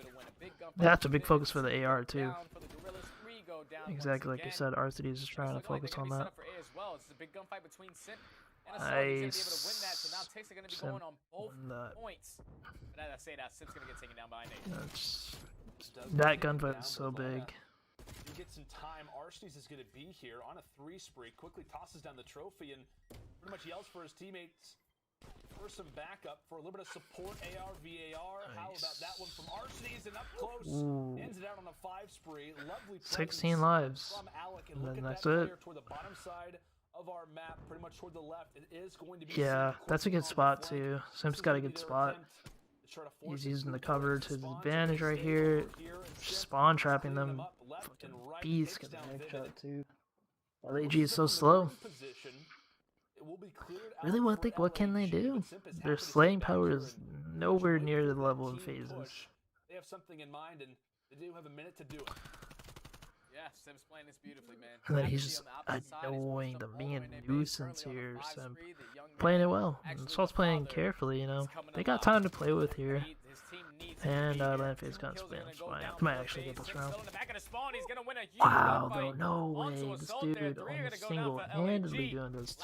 Sim, why weren't you watching Sim before? Who are they going to be in respawn? Probably Royal Ravens? Ravens, probably new. Yeah, Royal Ravens, Paris Legion, maybe. Who else can LAG beat and respawn? Probably those two. Maybe I'm missing another. Not in a great spot, but if Easy could play spoiler, Vivid's gonna yeah, okay, 3-1. I mean 2-1. Just to get in time here real quick. To the left there is that's it. They got this round. Can they hop in? Can they try to get into top green? It doesn't look all that likely. They shut down Silly on the flank. They have to get in the go. And they have to get in it. Go. No. I got him. Can anybody hop inside? Oh, if RC does this, look to your left. Look to your left. Holy shit. Yeah, Ravens and Legion. I doubt it. Maybe New York Subliners are gonna have to see how they do without Zuma, but I don't even think they could beat them. Yeah, I think it's just Paris Legion. Surge is another one, but they're really good. I mean, they got Gunless, Rustini, Looney, and Octane. A lot of people are saying with that team that Looney should probably be coach and they pick up somebody else, like a top challenger player, or like I said earlier today, Saints or Parasite. They should probably like drop Looney and get like Saints. But yeah, Surge has been doing well, but on paper they should be better than LEG still. But yeah, like LEG could probably. It just depends on how shitty Seattle Surge actually is. Because yesterday we had a tall ask for them. Dallas Empire? No way they're going to be Dallas Empire. But, unless they're skilled teams, Seattle Surge has a chance. But, Surge versus LAG would be interesting. For a lot of his Atlanta FaZe teammates, always there and always trying to go for the trades. Really, Arcee's off spawn. Yeah, that's true. For this game. 38 seconds left in LAG. They do need to start making but I think they got this round no matter what, though. I mean, it is close, but. And Assault has a big position given his presence right now inside of top green, defense life really gets a lot more difficult. So I would be interested to see the stats of how many teams have won defense on Control. That's a stat I'd love to see. I don't know if anybody tweeted that or put it on Reddit yet thus far after today. Yeah, that's it. 12 seconds. We're done. 13, 12, 10, 11. That's it. It's day 2. Decides to actually make his way on the flank. And he's just trying to get as much time as possible. There you go. Trying to stay alive for the rest of his LAG teammates to come off of spawn. And Phase 3-0 as everybody expected. They cannot get in the point in time, and that will be it. Atlanta FaZe will walk away with this game 3-1 and a hot 3-0 in this series. Some good attempts from LAG toward the stretch, but they just did not have enough time. They didn't have enough presence. They didn't get a point. And that comes to bite them in the end, stud. Yeah, it all came down to Arcety's, man. Man. Of that map right there. Him, the way that he Quick was fighting day. for top Quick green, day. that's like the most powerful position on that Yesterday entire was like map. 3 hours, and then I finished today was 2 hours and 30 minutes or so, due to both teams winning 3-0, like everybody expected. OpTic Chicago beat Paris Legion 3-0. Last map Control though was pretty close. OpTic Chicago went 3-2 if any of you guys missed it. And then we just had this one 3-0, and Atlanta FaZe did pretty well. Yeah, exactly like Study said. Guys, if you learn anything about Garrison, no matter what map, like I said, and as Study just said, get control of green. Get control of that, and everything will get easier from there. No matter what side you're on, no matter what game mode it is. I really like Apathy, but the time... You gotta be correct. But man, he got gray hair. I don't know if you know that. Sworn Apathy literally has gray hair. Guy's getting old, man. I feel like maybe the reaction time's getting to him. I don't know. And these players are cracked out of their mind. He's going up against Simp with an SMG. You can only ask for so much, man. You know, that guy's a 2-time COD champion. And, yeah, I don't know. He got 2 rings. He's old. I don't know. Still a good player, but you only ask for so much for him. Against the top players we got on Atlanta FaZe, the pace that they put on. He has a tiny terrors on his team, but this is AR play. His positioning right there on that map is the reason why his team won, especially in such a dominant fashion. Yeah, and you can really kind of see it throughout this game. A lot of little adjustments being made from the Atlanta FaZe. Again, I know I kind of talked about this earlier. A lot of teams not able to handle the speed of teams like the Dallas Empire. In the same sentence, you could also mention the Atlanta FaZe kind of in a lot of offensive positions when they're pushing through bricks on this Garrison. Guerrillas, they really couldn't hold on to them. Or when they did, it was but I mean, hold up, fuck it. Let's check Apathy's age. We got the internet. Might as well use it. Now, Study, I was really hoping that we would see a 3-1. Clayster's like 27, about to turn 28. It just goes that way sometimes, you know? I know, man. It's nothing you can really do, Lando, you know? Sometimes Apathy is 26, gonna turn 27 in April. Which is pretty close. Basically, it's 27. But guy has gray hair, so I don't know. Throughout the later of this week and throughout the remainder of the year. He is stressed. Going 0-3 in your very first match means you got some homework. Well, buddy, I know what we still have our scuff player of the game tomorrow. I'm pretty sure the caster is gonna be American Maiden. If not, I don't know what the hell's going on. To all the things that we've been discussing, kind of toward the ending phases. It was this round 4 from FaZe, right? Guerrillas, no real time. There's 18 seconds left. Yeah, that round 4 was good. If you want to learn how to play Control and Garrison, watch that round 4 back. Yeah, man, it was all about just getting those kills and knowing exactly when you need to push up. You see a BZ playing this dark room area. That's a summary of how to play Control. It's all about getting those kills and knowing when to push. It's all about spawn trapping them, really. That's Control. Get control of the power positions on the map. Push up when you get the kills. Top green able to call all the players wrapping towards tools or just wrapping towards that dark area. If they had more positioning or more gunfights in their favor towards top green, it would have been a totally different map. Yeah, definitely would. And who knows, if it would have been a totally different map, we would have saw, some more Garrison, which I'm always excited. Yeah, more Garrison. A few Garrisons coming up, potentially. Garrison Hardpoint for Game 4. Miami ST doesn't really work out. Today, I want to ask you a question in relation to this series, putting you on the spot a little bit. In relation to this series, what do you take more from? Atlanta FaZe's victory or the Guerrillas' loss here? Honestly, I'm taking more from Guerrillas' loss here because we saw the Guerrillas come out and win 3-2. Good question. 3-2 in their kickoff match, and it was a pretty good match showing from the entire team. Now, the season has started. We expect Atlanta FaZe to beat one of those top dog teams. That's a good match. On the 25th of this month, we're going to face Mutineers. Obviously, we got on Sunday them against Chicago. That's going to be a big one. You guys got to understand what you can push and what you I think that's going to show what we'll see for the rest of the year. You got 3-2. I got 3-2. Both going for different teams. Right as the team was announced, and obviously it was talked about, right? You have 3/4 of the team that won back in World War II. Silly kind of went on the record to say, hey, technically we are the 4v4 defending champions. So you kind of have to keep that in mind as time does go on. These guys have a lot of experience. I know that year in particular was a crazy champs, but there is still some. Nobody expected they were going to win. Like I said, Apathy, Assault, and Silly were part of EG that won champs in World War II. Nobody thought they were going to win, especially with Aches on their team. They have Vivid now, but I don't know. Like I said, nobody expected they were going to win. They still pulled out the win, but it's not like they were TK or some shit dominating the whole year, you know what I mean?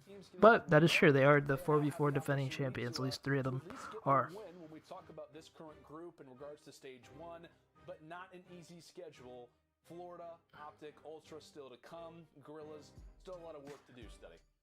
Yeah, definitely still a lot of work to do, man, but you got to be focused on one match at a time. Paris Legion is your next matchup tomorrow. Just got to come game ready. That's absolutely right. Well, Atlanta FaZe, they're able to get the victory here at their own home series. Of course, the city, like we said, is absolutely electric right now. You probably can't hear it, but there's cars going nuts. It's absolutely fantastic. Lottie's standing by with our cities. We'll be back. We're in this interview. Watch it, rather. And then I'll call it for the day.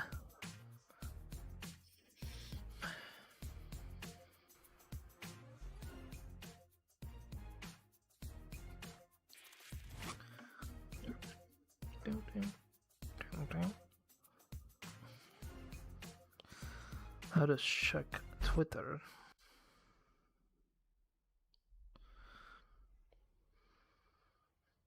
Why is this?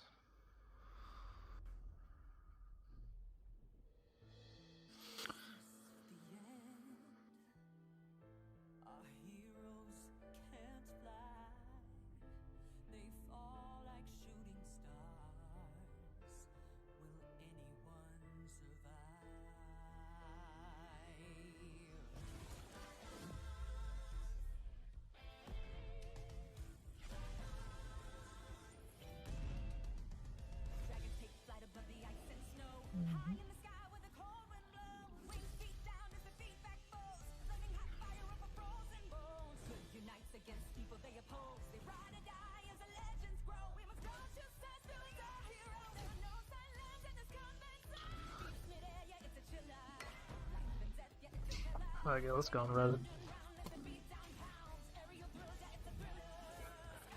I gotta watch this. Legacy's company is behind.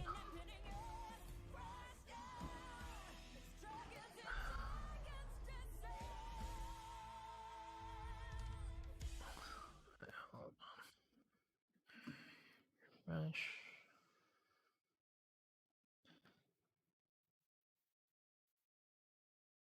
I don't know, whatever. Coming back.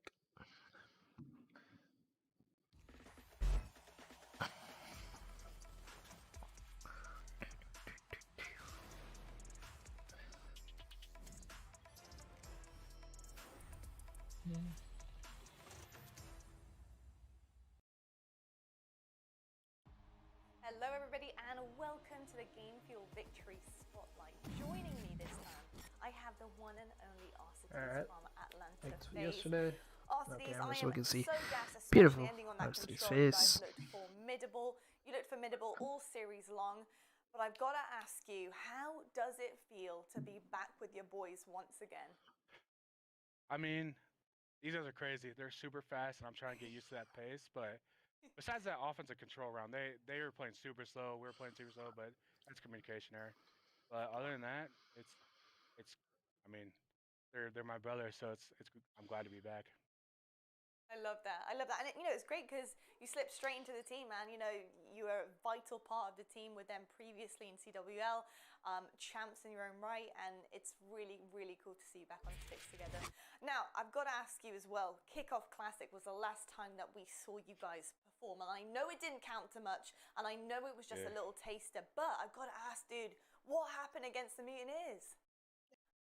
I mean, it's like getting the nerves out of the way. We waited months to finally play a CDL match.